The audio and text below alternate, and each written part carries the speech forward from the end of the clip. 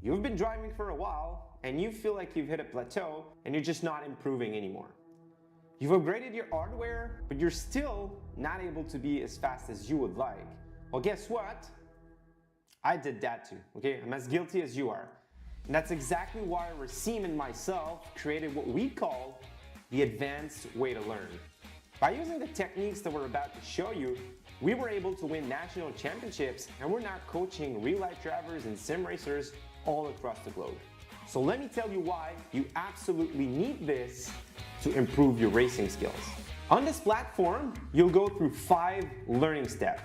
The first one is going to be to watch video lessons so you can take in all that theory. The second step will be to answer quizzes. We've created some questions to test your knowledge. Next, you'll have to partake in challenges. Here, you'll have to prove to yourself that you can apply what you've learned. You'll go on track and you'll try to beat the instructor's lap times for sector time. Following the challenge, you'll be able to send your onboard replay so instructors and other community members can help you improve. And lastly, you can get involved in the community to meet some new teammates and learn from others. This platform is a back and forth discussion between us, the instructor, and you, the students. If you're serious about becoming the best driver out there, this is the advanced way to learn.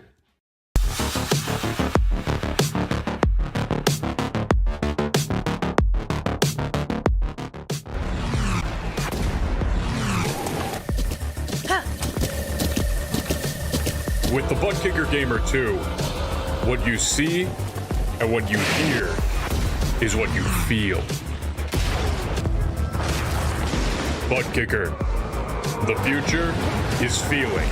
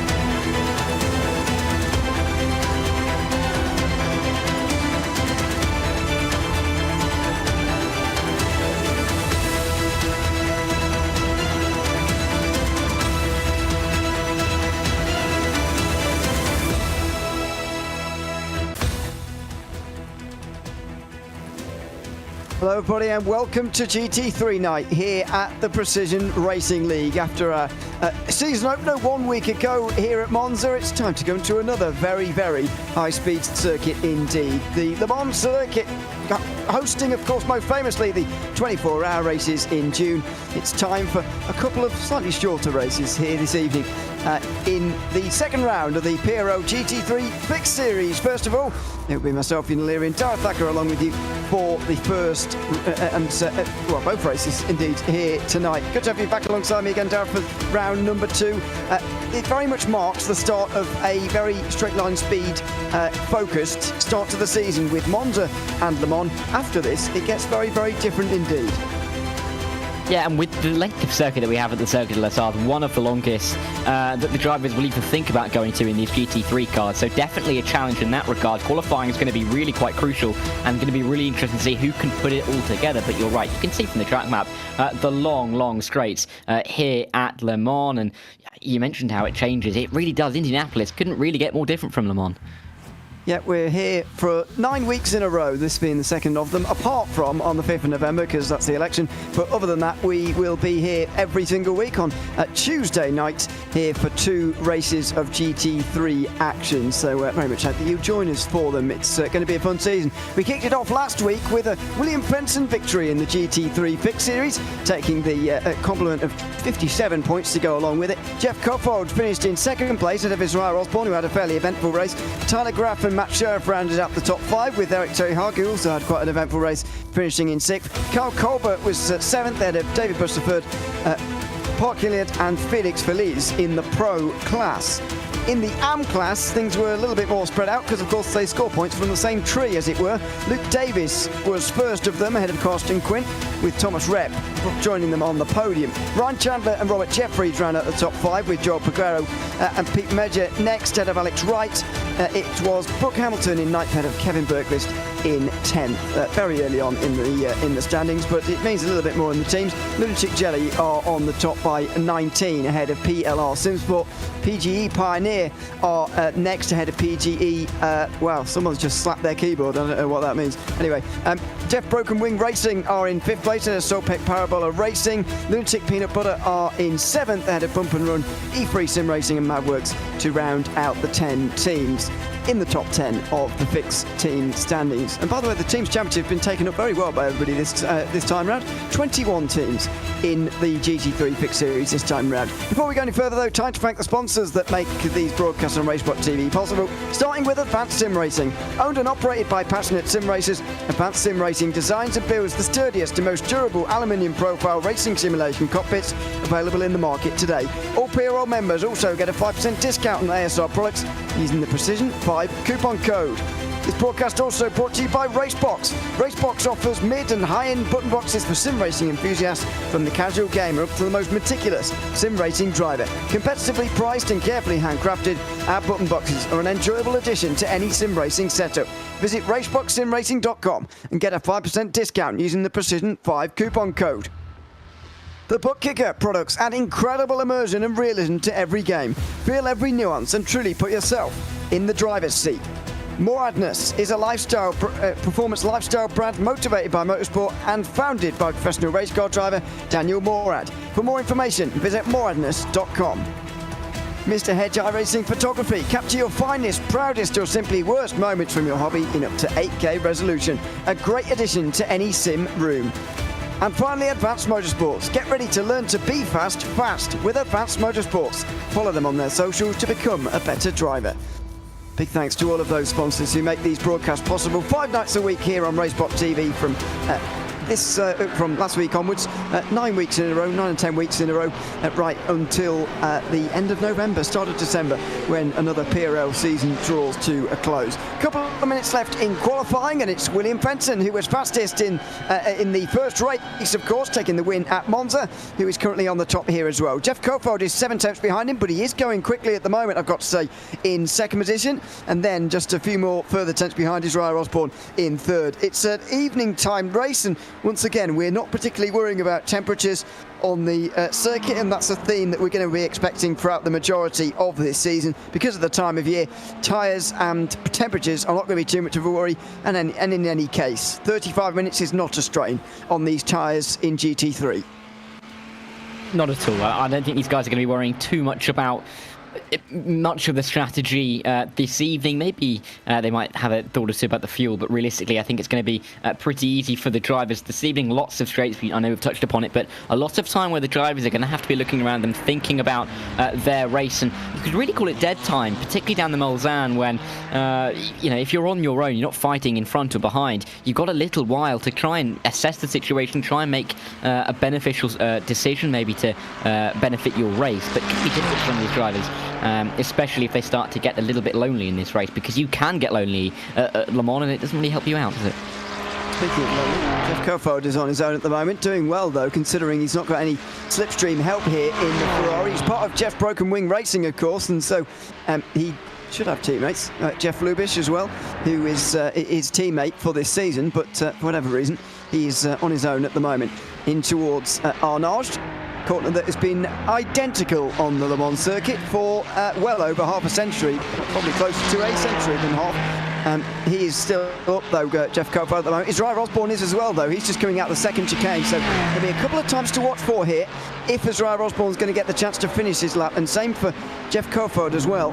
I'm not sure he's going to get the chance. There's Tony Costello driving past someone who's spun out on the exit of Arnage there for whatever reason. 1.4 seconds behind for Costello. What we're seeing here immediately is what we all know about Le Mans. The straights are very long indeed. It should help to keep the field quite close together, which should provide some good racing. With the times that we're seeing as well, Tony Costello and Brett Thurman, it's a 4-minute lap, give or take, and there's only 300 between them. 100 between Andrew Cricket and Jay Steffi for 7th and 8th. So we are seeing some close times, and the lack of corners, in comparison to the length of the circuit, is meaning that we are still getting these close times, despite the fact that we're only going to be seeing about 8 or 9 laps in the races today. So it's going to be interesting, and that opening up could be critical for the likes of Fenton and Coulthard. Here comes Costello into the final corners right now. Coulthard just went over the line there. He didn't he did improve, but it wasn't by enough. 0.6 of a second. You can see now he's behind Fenton as Tony Costello, I'm afraid, falls to the side. Matt Sheriff goes over to 5th position, though. There he is. We saw him in the pink McLaren in the background, sorry, I can't talk and try and read French at the same time. We saw him trying to help his teammate and indeed get help from his teammate in the background of Coulthard's lap, and it seems that he may have just helped him along a little bit there to 5th place. That's not William Fenton coming out the final corner. He just has gone over the line. He didn't improve though. What about Brett Thurman? Can he improve? No. Oh yes, he does. Excuse me. 5th place for Brett Thurman, and then Tyler Graff at the very end of this session is going to pull into the Porsche curve. I've got to say, these final few corners around this circuit are absolutely scintillating. Some of my favourite corners in all the motorsport Porsche curves. The commitment you have to get as close to the wall as possible, especially these days now that the wall's been brought a little bit closer through this first left-hander. Here it is. They're going through here. You have to be so committed through this section of corners. And they're so iconic, aren't they? I mean, you think of the calibre of the race car that's been through these curves over the years. It really does set in the history a little bit. And Tyler Graff really pushing it, nearly hitting the wall.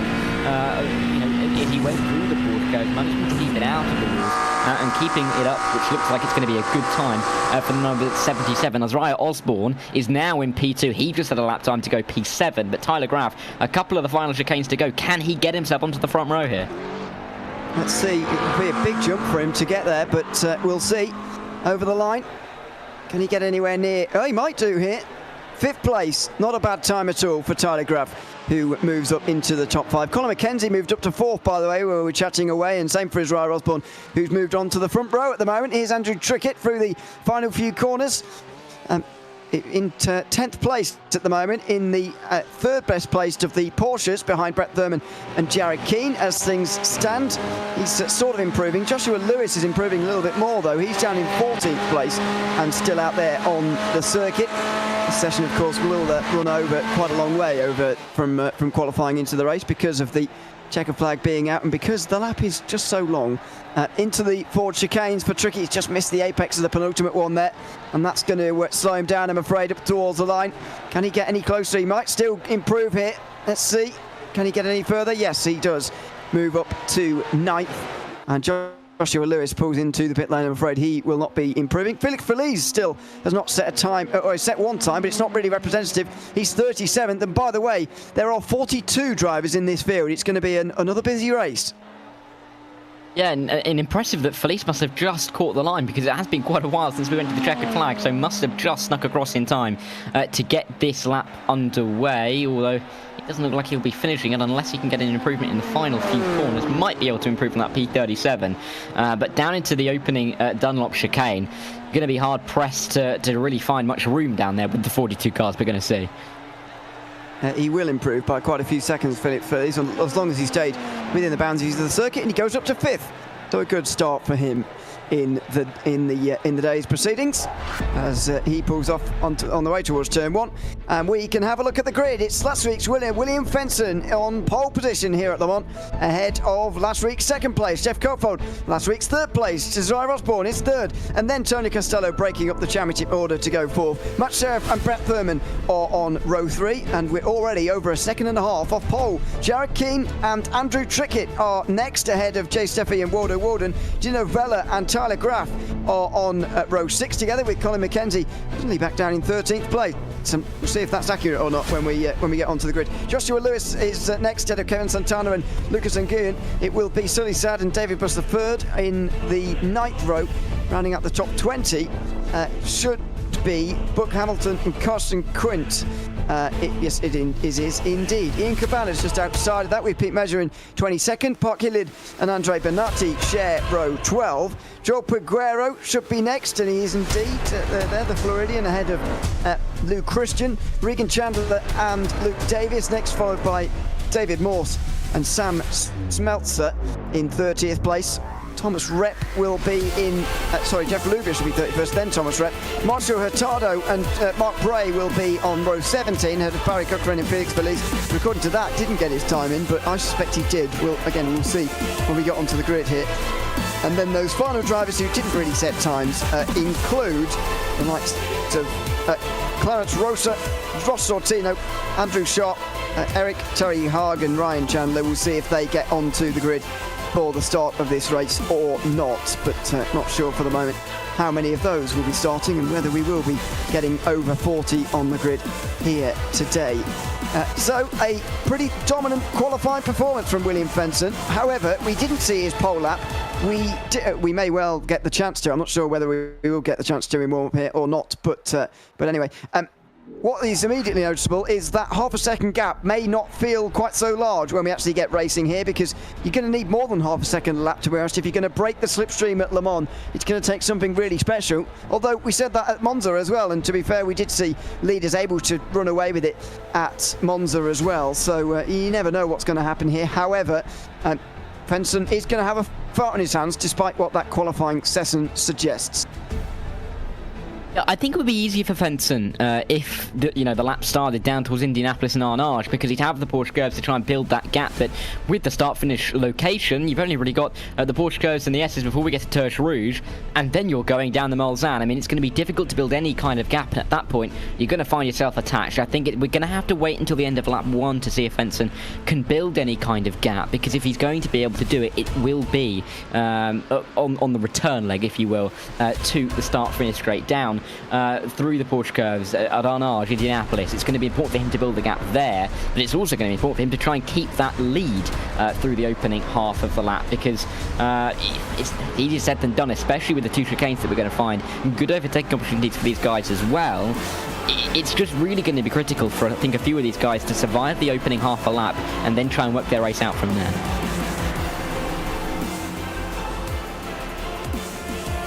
Excuse me, I'm talking on my microphone. Sorry about that. Everyone making their way out for warm-up now. It's always a small tragedy. It always happens once a week, so there we go. Got out of the way now. They'll get their race fuel on board and just get used to that for a moment as well, you would expect. So in the meantime, we'll continue to babble away. Matt in YouTube says, watch out for Copo, super quick and smart driver. I'm not sure whether that's out of knowledge or if that's head or heart, to put it that way. But good to see you supporting him. and watching along this evening, it is going to already get sort of important to not let William Fenton sort of run away with the points lead. I know it's really early on in the championship battle to be talking about that. However, he took the full 57 last week with the fastest lap and pole position to go along with the 55 for winning. So actually, it is pretty important. It isn't too early ever to talk about it, because if Fenton starts to string a few race wins together, then by the end of the first half of the season, he could really be a long way ahead. And in this point system, it's very hard to gain loads and loads and loads of points back once you find yourself behind. So it's worth keeping an eye on for Jeff Coulthard and all the others who are trying to deny William Fenton a title here. It's worth them just keeping him in check in these early races. I think also with the point system that we have here in PRL, it means that a couple of bad races can really quite affect you. 55, of course, for the winner, as you touched upon, with the points for pole and fastest lap. But it means if you have a big, an error, points aren't going to be gapping out too much. If Fenton and Calfold finish 1-2 again, like they did last week, and even if Fenton gets the full collection of points, the gap's only going to be 10, despite the fact they'll be on 114 and 104. So it does keep the championship close, and I think Fenton will know that no advantage is really going to be too big for him in this championship. If Calfold can stay close, if he can just keep on Fenton's shoulder in that championship picture, we're going to get to the final couple of rounds. Fenton may have beat Calfold in many of the races, but not have the gap to win the title with a round to go, and have that pressure on him. So there's always the risks with a high point scoring championship like we have here to try and get a little bit lax because the performances are delivering. But I think William Fenton will know that with the points that he's going to be able to collect and that he might be able to lose depending on his results, he's going to have to keep on the ball all season long, and it's going to give us a title fight to the end of the season there. Yeah, Nicholas Johnson in the YouTube chat as well says that he is not able to race due to some family matters at the moment, but is supporting SRT as always. He was a driver for them. He finished 19th last week. Brett Thurman and Jared Keane will probably be their best bets for a race victory here today, if at all possible. Christopher Ryan's unfortunately mentioned as well to us in the Discord that he won't be available for a couple of weeks either. Due to an issue with his brakes, which means that he's going to need to get some parts for it and fix those before going racing again. So it'll be a couple of rounds till we see him as well, unfortunately. But hope to see them both back for SRT in the near distant future, as the drivers now all practice their pit lane entry instead of going round actually onto the rest of the circuit and carrying on again. They're practicing pit entry, which is a good idea here at Le Mans. It's a difficult chicane itself, and then actually slowing down for the pit lane entrance. I say it all the time, you can gain a lot of time and lose a lot of time if you do or don't practice that. Yeah, and it feels like such a minor thing in a race, isn't it? But it can be so critical, not just for every particular race, but over the course of the season. If you end up losing extra time over something that you may feel as minuscule in terms of the overall race picture, you're going to be costing yourself lots of time and positions. We see it time and time again, those little errors generally in pit lane, whether that would be on the pit entry, the pit exit, in the box as well, can cost you so much over the course of the race.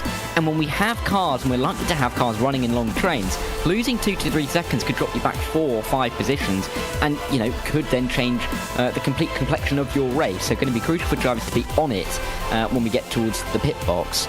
And it is a difficult one here, isn't it, compared to some of the other tracks we go to? It certainly is. They're just in the gridding process at the moment. I can tell you Felix Feliz did get his lap time in time, and so did Colin McKenzie, so they'll be 4th and 5th. No, we didn't show that in the grid, but they will be there. 67 Fahrenheit on the circuit, as we've seen in qualifying. It's actually a little bit later on. Wondering, with it being the end of December, September, whether it's going to be dark in 35 minutes time. It was dark at 7 o'clock here earlier, so that's the only thing I'm basing it on, to be honest. But I don't think it'll be quite dark yet. It'll just be a bit dusk, maybe.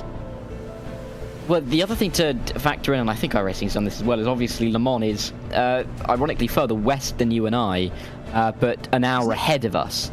Yes, it's kind of like, central western, kind of in that region near Brittany, but not quite Brittany, if that makes any sense.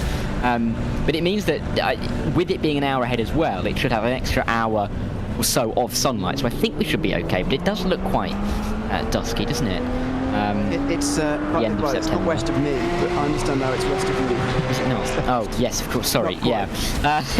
But I'm about 100 miles probably west of, if not more, west of Darrow, which is I quite a forgot long where way you are from now. That's my England. bad. Oh well. Anyway, let's move on. It is going to be at dusk by the looks of things. As there's Colin McKenzie on the interesting. He's on pole in AM, by the way. McKenzie finished in 11th place in Monza, picking up 20. That's 11th place in the AM class. That is picking up 24 points. That was 27th overall for the Lunatic Peanut Butter entries. You'll see, by the way, they're lining up single file. This is to be expected because of the final chicanes. Effectively, it's going to be a single file start here. The drivers have been instructed to go through that final chicane single file, and so they're already getting into that single file, and this is basically how we're going to see the start of the race, which is contrary to what we're going to see for the rest of the season, of course, starting next week when we go to the Indianapolis Motor Speedway road course. However, here at Le Mans, it's going to be a single file start, as when you go through the final chicane, you either crash or end up pretty single file anyway, so there's no real point risking everyone's car to try and get that double file start. So it will be single file as the pace car now makes its way towards the end of the lap. It's not going to pull in on the normal pit lane entry. It waits just that little bit longer to the very last moment to pull into pit lane and then leave it for William Fenson to get in control of this field. There goes the Porsche into the final chicane and now pulls off to the right hand side. Fenson's not going to leave much waiting around, and almost like a safety car restart gets this race underway. 35 minutes here in the PRL GT3 Fixed Series from Le Mans, and it's William Fenson getting off to a good start already, trying to create some gaps. By doing so, he can reduce the size of the front group and he can increase his chances of winning as well. Look at the gaps already starting to form into the first chicane for the first time.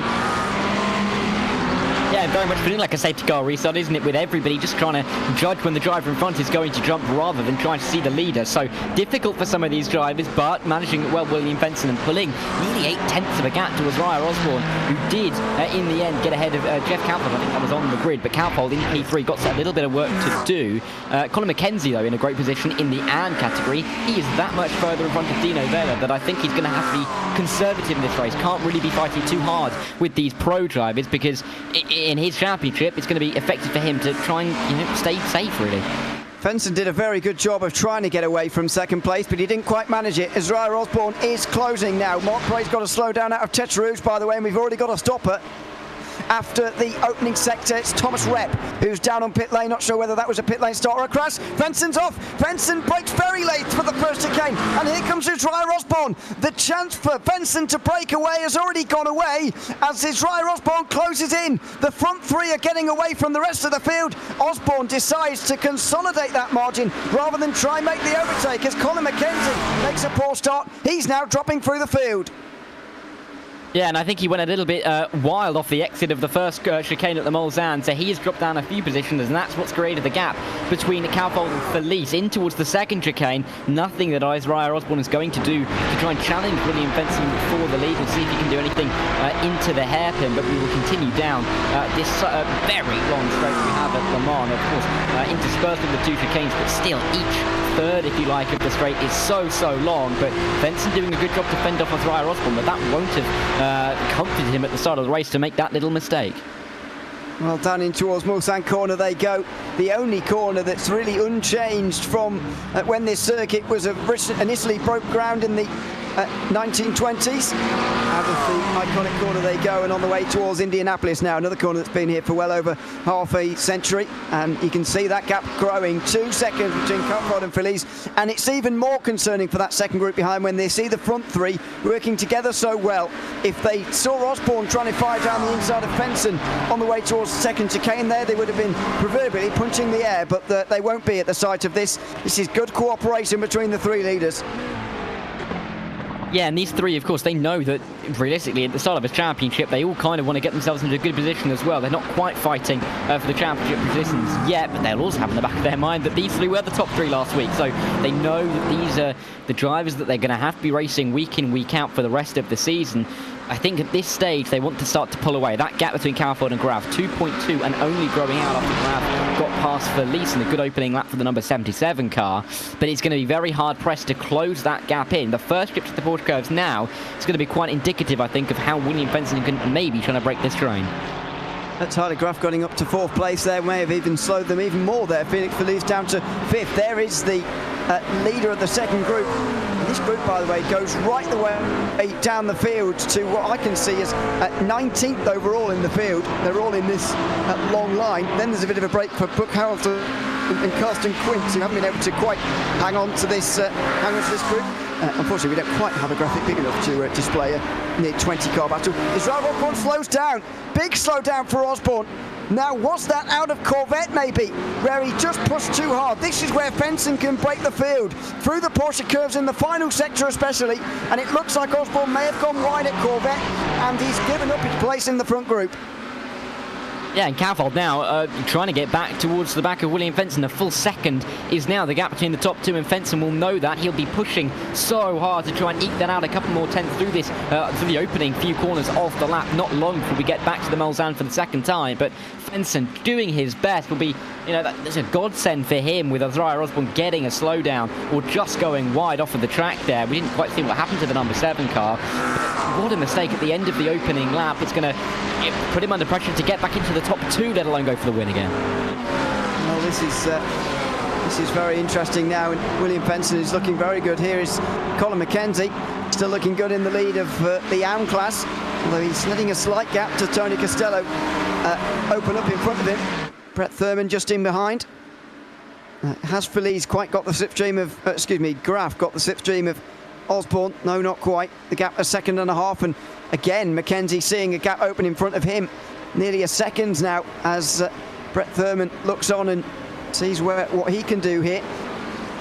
About that gap, very late on the brakes there from Andrew Trickett, it looked like, very nearly getting into the back of Matt Sheriff, and they'll all be a bit concerned now. Look at that, a little bit further behind the two Porsches, very, very close together indeed.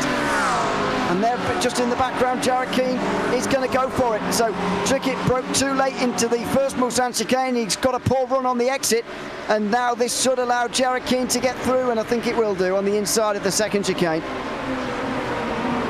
And these drivers have such a long time to try and think about the move, as we're seeing in behind this battle with Jared Keane and Andrew Trickett, but Trickett in the end not able to make any kind of move down there, but they're still trying to chase after Brett Thurman, who is able to steal a little bit of a march on them because they, were a little bit offline going into that chicane. So Sheriff having a nice little run, trying to keep that position, and Jared Keane again having a bit of an issue on the exit of the chicane. Andrew Trickett going to have the inside line down into the hairpin if he can do anything about it, but this group of 3 for P4 is looking very tight. Difficult to really make any kind of send with the little kink you get before the tightness really grabs you with the right-hander. But they stay as they are. They're still side by side behind though, and Andrew Trickett still trying to get that moved on Jared Keane. They're still side by side somehow, which is quite remarkable. Jay Steffi watches on and sees who he should really be supporting here. It looks like he's going to try and follow Trickett through down the inside.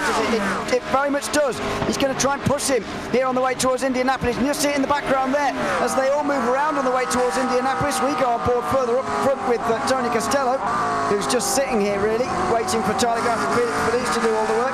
Us up ahead of him. And you go for into Arnage maybe. This will be something spectacular, and he does. As Jared Keane spins in the background, Tony Costello makes a surprise move down the inside at Arnage. Spinning on the exit of Indianapolis was Jared Keane, but what a move it was to the inside by Tony Costello. Felix Felice not having the best of starts to this race, losing a couple of spots, was up in P4, but dropping back just a touch. He's going to be looking to defend now from Colin McKenzie, who's looking a little bit resurgent after he dropped down the order on the opening lap after a small mistake out of the opening chicane, but he's got Brett Thurman behind him. I mean, we didn't see what happened to Jared at the exit of Indianapolis. We saw him going side by side with Andrew Trickett. Andrew Trickett at least has now got past, and he can try and focus on getting up to P9 now. Let's see. On that front, just looked like that pass has connected these groups a little bit here. Tyler Graf is now a little bit further ahead of Tony Costello than he was previously, but other than that, it's a little bit more of a closer knit group now. William Fenton still leads, gap over a second again here from Kofod, and the gap hasn't really changed to Osborne either. If anything, he's losing time, not really losing time to Graf, and now he pulls off again, does he, Osborne? It looks like it.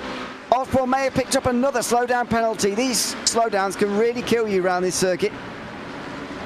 Yeah, and he's already dropped off 2.5 seconds off the back of Jeff Kaufhold in, well, just really from those slowdown penalties. Gutting for Isaiah Osborne, but he just has to be aware now. He cannot afford to lose any more positions to the likes of Tyler Graf, Tony Costello, and Felix Felice in behind, who are not far behind and will pounce if they are given any crumbs from Isaiah Osborne. He's got to try and keep this within the white lines a little bit better at the moment, because he's costing him so much time, and it could be costly if he does it a couple more times. So I think he's going to now be focused with the top two really getting away now, of just making sure that he can get this car around without picking up any kind of penalty. It could be critical for him not to lose a position to Tyler Graf. We've seen it tricky to make moves here, as we saw the side-by-side between Jared and Andrew for P10 on the last lap. So I don't think Isaiah Osborne wants to get caught up in any of that kind of shenanigans, and will need to keep himself ahead of Tyler Graf. But for Graf, you've got to say, he's been given another opportunity, and he's been given a carrot dangled in front of him to try and chase after, because Isaiah Osborne is coming back to him without Graf really pushing too hard.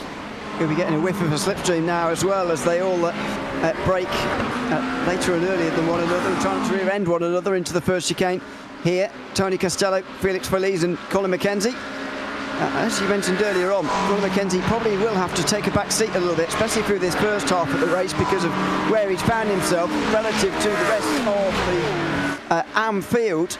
However, that gap is coming down. Kevin Santana's now second in AM, and he's getting a little bit closer lap by lap, as in front of McKenzie here. Felix Felice goes for it. He was going for it there on the inside. William Fenton is losing a bit of time to Jeff Kofod, but I don't know what went on there for Felice and Costello. It looks like Costello held on to the place as we follow the leaders again. No, I didn't see where Fenton lost all his time though. Was it Kofod just going quicker? Was there a small error from Fenton? I don't really know, but at the moment Fenton is got the prospect of someone drafting off the back of him again. Yeah, I mean, unsure what happened there, but again, it could be a slowdown. The gap that Fenton had at the front meant that he could really kind of obviously not give up a second, but he had that kind of gap that if he lost a little bit of time with a slowdown, he'd be able to make it up. But again, maybe going a little bit deep into the chicanes like we saw on the opening lap could be something similar to that. But clearly, the top three, they have got the fastest pace at the moment, but they're not able to show it with the little mistakes they are making. Fenton's still in the lead, but Kaufhold now right back in it. Osborne is a little bit further back, and he wouldn't mind if these two start fighting, because it could start to rectify his mistakes and lose these two a little bit of time to get the number 7 back involved in this race and the battle between the top three for a possible win. They'll come out of Arnage for what will be the third time in this race, and you can see behind that train for fourth getting closer together, but it looks like Tyler Graf breaking away just a touch. Yeah, it has been for a little while now, just inching away. They make their way down towards the Porsche curves, just under 12 minutes gone in the race. Somebody asking, well, Nicholas Johnson asking, did Jared King get damaged as well? We'll try and get a replay of that for you in a few moments' time. He's spun out of Indianapolis. I'm going to presume he did get damage, and as he points out, has been in pit lane for a little while now. Ian Cabana has also been in, and is also in pit lane as things stand. Pete Measure's just gone back to pit lane as well, so we might have to get a replay of what happened to him, if anything, as well. But Thomas Rep is back out onto the circuit, which is good news. He's just a minute or so off the back of the field. But so far, only 4 or so have visited pit lane. It's still too early for those scheduled pit stops, but we're only probably a couple of laps away from seeing those. Expecting 9 laps according to our software here, and so any time on lap 4 or 5, probably close to lap 5, we'll start to see these scheduled pit stops. And of course the pit window for this race is going to be incredibly narrow, 4 minutes for a lap, and with only having 8 or 9 laps, if you're trying to split it, you're likely to do it 4 and 5 or 5 and 4. I think it's going to be tricky then to go 3 and 6 and 6 and 3, so I think we're going to see a very, very busy pit lane over the coming minutes. I don't think there's going to be much room or much wiggle room for these drivers to play around with the strategy. It looks pretty set, but that's just one of the characteristics of running a circuit as long as the Circuit de la Sarthe. We won't have the same problems or the same characteristics logistics of the race when we go to Indianapolis next week, where the lap time's going to be, well under half of what it is here. But the drivers are going to have to adapt. They're going to have to deal with it. And maybe the lack of strategy is going to force drivers to look for moves on the circuit. And that might be exactly what we're seeing Jeff Calfold try as they make their way down the Mulsanne. But in behind, they're still battling out for P6. Tony Costello got a slow down there, and Jeff Calfold is going to go for the lead. Well, that's a surprise. I thought he would just stay behind William Fenton, actually, until the pit stops. But no, he decides to go for it into the first Mulsanne chicane. So we have a lead change. Will have happened into the first Mulsanne chicane, I presume. And so will Fenton try and gain that position back again. He just goes to 2 tenths behind, 10.5. You can see it coming down on your tower. Here it is in real life. And he is going to stay behind. So this is what I thought Calfold would have done into the first chicane, but there you go, he's gone for the lead. Yeah, did Fenton make a mistake, or did Calfold go to the inside? I mean, that's the conversation. We've seen Fenton go deep, but it looked like Calfold definitely had the run. I would not be surprised if the 65 made the move. And it's like I said, the drivers know that they're not really going to be able to make up or do much on the strategy to try and make these moves. They're going to have to make them on the circuit. And Jeff very effectively getting the lead on William Fenton, our championship leader coming into this race. But William Fenton looking for the move back on him again, looking maybe to the inside. And in towards the hairpin at the end of the Mulsanne, but nothing doing there. And he's going to have to try and use his pace up towards Indianapolis and Arnage. But I thought for half a second he was going to find himself spinning around, because that rear end didn't look too comfortable. Well, just over 20 minutes to go here in the first race of the evening, the GT3 Fixed Series. First battle in the field is now for 14th. Sully Sad and Kevin Santana were going side by side out of Mulsanne corner there, as these two just follow one another. Costello and Sheriff are also going side by side on the way towards Indianapolis for 8th place. You can see them back 8 seconds behind these two, and going side by side. Dave Steffi also back ahead of Andrew Trickett. Plenty of positional changes going on behind these two leaders, who are continuing to race away with the lead ahead of Israel Osborne, who's 3rd, and then Tyler Graff, who is 4th. There is Tyler Graff, currently running in 4th position. Just behind him, it's getting close again. Costello did get passed by Sheriff on the way towards Indianapolis. Is he going to go for it into Porsche curves? No, he'll just stay behind Sheriff, but plenty of positional changes going on there on the way towards Indianapolis, but they seem sort of meaningless to me at the moment, to be honest. I don't see why everybody's not just saving fuel. I know that's the boring idea, but seems the sensible one at this stage. Yeah, I mean, again, it depends, because if the pit window is quite narrow, there may not be any room to extend for an extra lap, so drivers may just be pushing out in this opening stint just to get to the pit lane for their predicted lap. They're going to go around one more time, but I think we're going to see a lot of drivers in on the following lap, the one after this, because we will be under half of the time left in the race. We'll have to see what happens. This is what happened earlier to Jared Keane. Had a bit of a rear slide and then got a hit as well, so... yeah, a bit of a combination of things for 222, but he did tow it back to the pit lane, I do believe.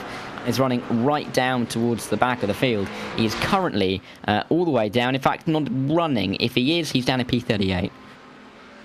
Is he running? He's still in pit lane, so he might be back again, but not sure. Luke Christian's out the race, unfortunately. So is Pete Major, who are both AM drivers, I believe. Oh, no, Luke Christian's a pro, excuse me, but Pete Major's an AM. They're both out of the race, less than half the way in. Jay Steffi has made a pit stop, and so with just less than half the race gone, only one scheduled pit stop really from the leaders as we go back to the front two. William Fenton closes in again. I'll just try and listen in here to any lifting off on the way towards the first Mulsanne chicane. Difficult to try and see where they're going to make the move that far back if you're William Fenton. It's quite a gap he has to try and bridge, and you can see on the brakes he gets closer, but I mean nowhere near close enough. It's a braking zone, but it's not a hairpin down there at either of the chicanes. You've really got to be pretty committed and really alongside to make that kind of move, and Fenton was not and had to sit in behind for the time being.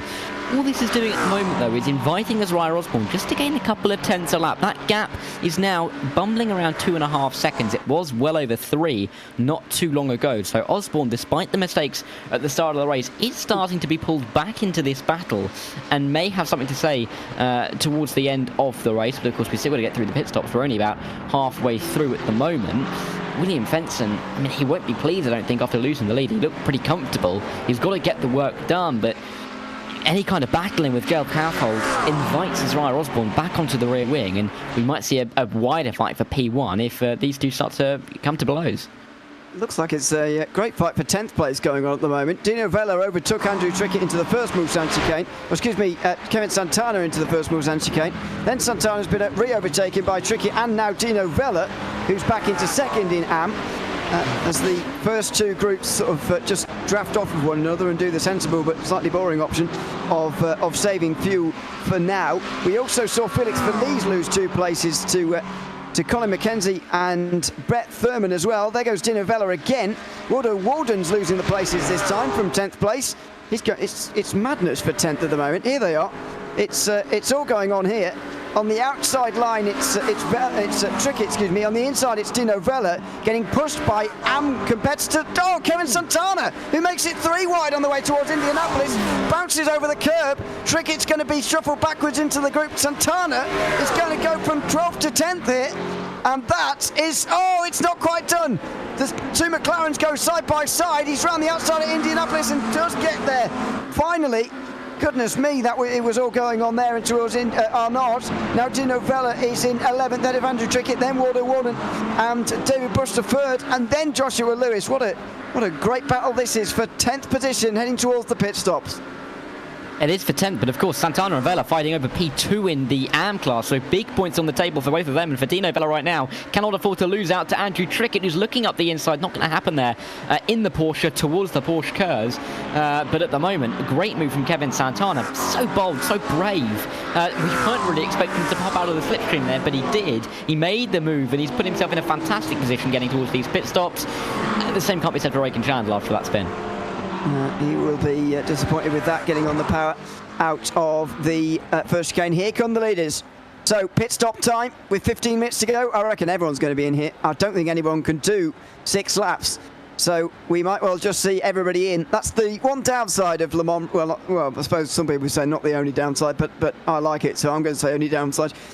Everyone has to pit on the same lap, really, so there's not much variation. Now, who can get a better pit stop here? Will it be Coulthard or Fenton? The disadvantage the pole sitter's got is that he'll have Coulthard slowing down right in front of him, and then he'll have to go through his box and then immediately find his. Just saw him hit the brakes there and didn't quite maximise it on the way into the box there, but nor could he. Going up on the jacks in the background, meanwhile, for a couple of tyres at least. There goes Coulthard in the Ferrari, and there goes Fenton, side by side. Oh, they're at dead level, coming out of the pit lane. Absolutely level, going in on the way towards turn 1, and Fenton gets there with the inside line and his nose slightly ahead. William Fenton takes the lead back again with a slightly shorter pit stop, a better run on the way out of the box. And he leads 0.8 of a second was how much he was quicker in the box. That's what's got him the position. Yeah, and that's all it can take, isn't it? Just those extra tenths of a second, which don't really feel like a lot over the course of a lap or even over the course of the race, but they can be so crucial. And for William Fenton, getting the move done in the pit lane, not having to make it on the track ahead of Jeff Coulthard, and for the number 65 car, he's going to have to do it all over again if he wants to take the second win of the season. Fenton took the first, he's looking to take the second. Coulthard doesn't want to let William Fenton start to get a little bit of a march in the championship. He looked like he was in a good position, but that extra little time in the pit box means that Fenton, great position for him. Also worth noting as well, as Zariah Osborne, who was right on the back of those two, only a couple of seconds behind, has lost 4 seconds. You can see it there, losing 4.6 seconds to Fenton in the pit box, and one of the slowest stops, I think the slowest stop in the top 16. So not good for Zariah Osborne, and lucky enough to stay ahead of Tyler Graff and Brett Thurman, who themselves had quite slow stops. Oh, Tyler Graff did. Brett Thurman was pretty quick in the box. Someone suggesting in YouTube that Tyler Graff was the one taking tyres there.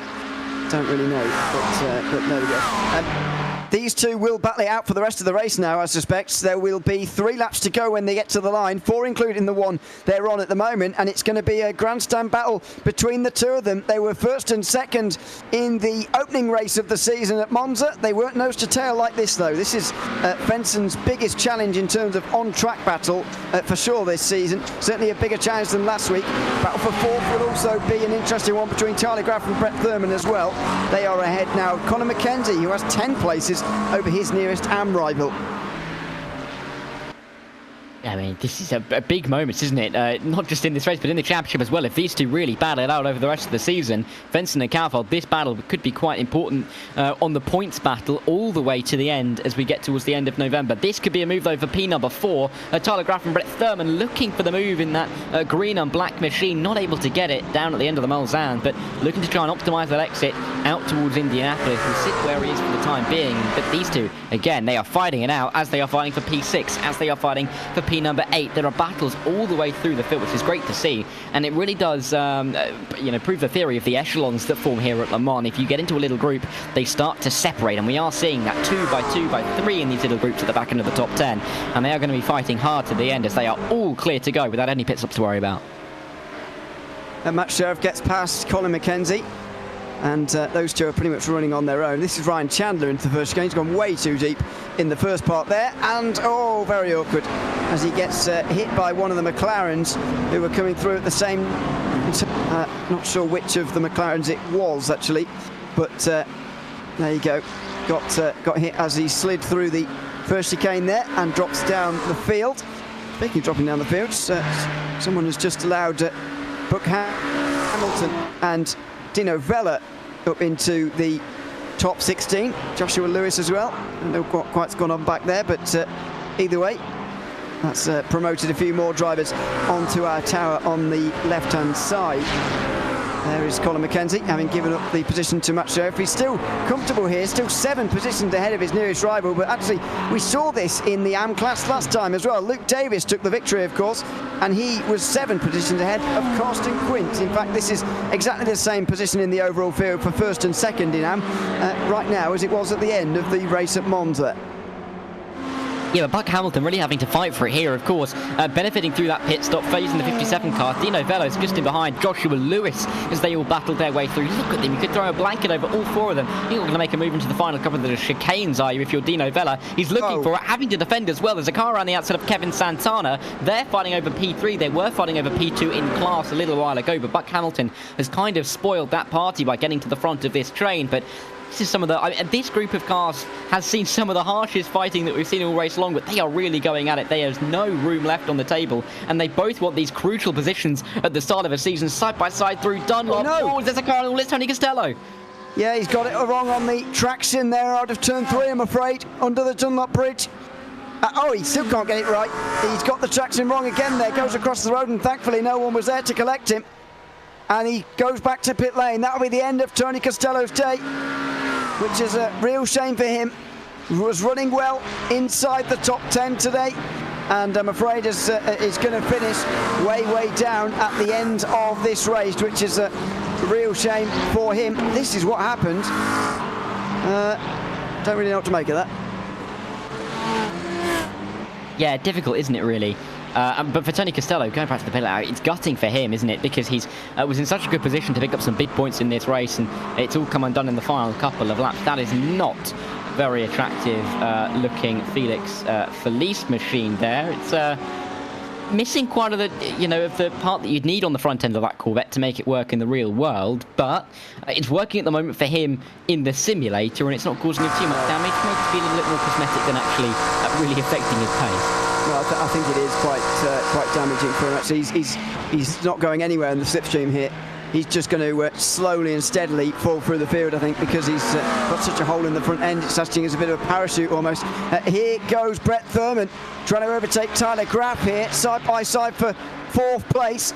Absolutely dead level. The McLaren should be a bit stronger in the straight line, because the Porsche, I'm afraid, not very strong on this kind of circuit altogether, in fact, at least in my opinion, because of its straight line speed.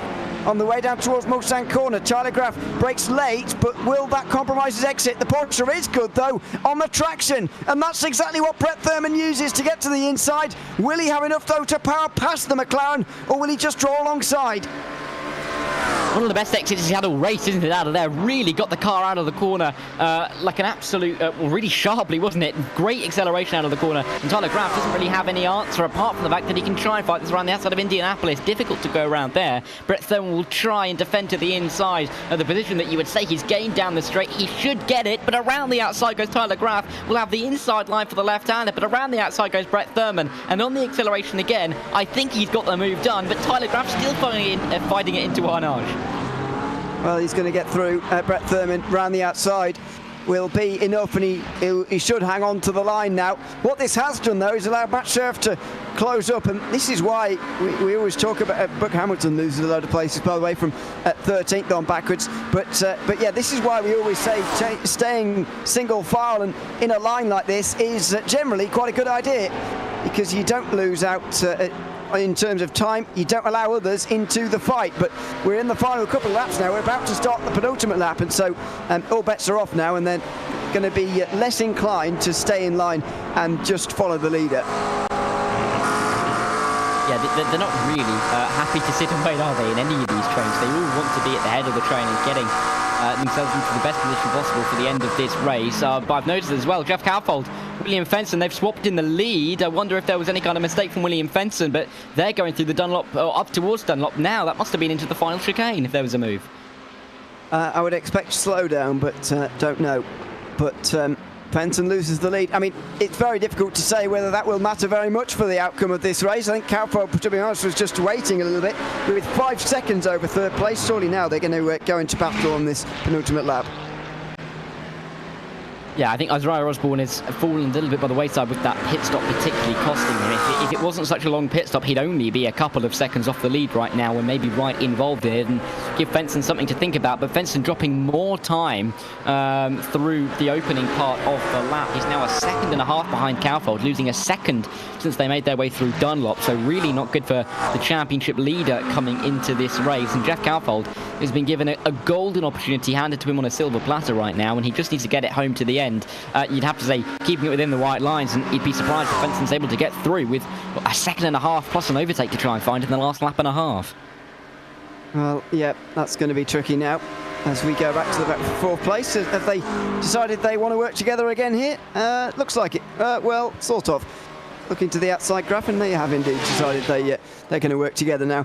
The battle for 13th place on backwards, by the way, just doesn't seem to want to calm down anytime soon. Eric Terry Haag is finally making his way onto our tower on the left. You can just see them right in the background. The Ford Mustang right in the very, very, very, very back of your shot. They're all weaving around. What the hell is going on here? Terry Haag moves into 15th place. The two Corvettes move straight to the back, almost as if they're setting up a qualifying run. This group has been very lively all race long, and they're still going at it with less than 5 minutes left. Yeah, time really is at the essence now for all of these guys. They have to make the moves now if they're going to make them at all.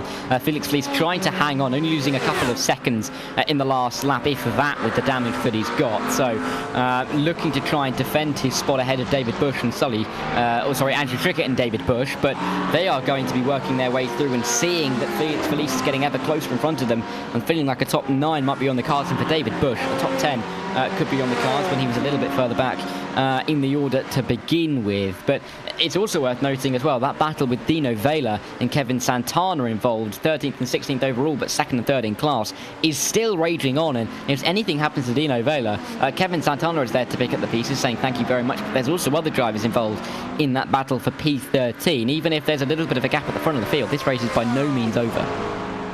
It's not.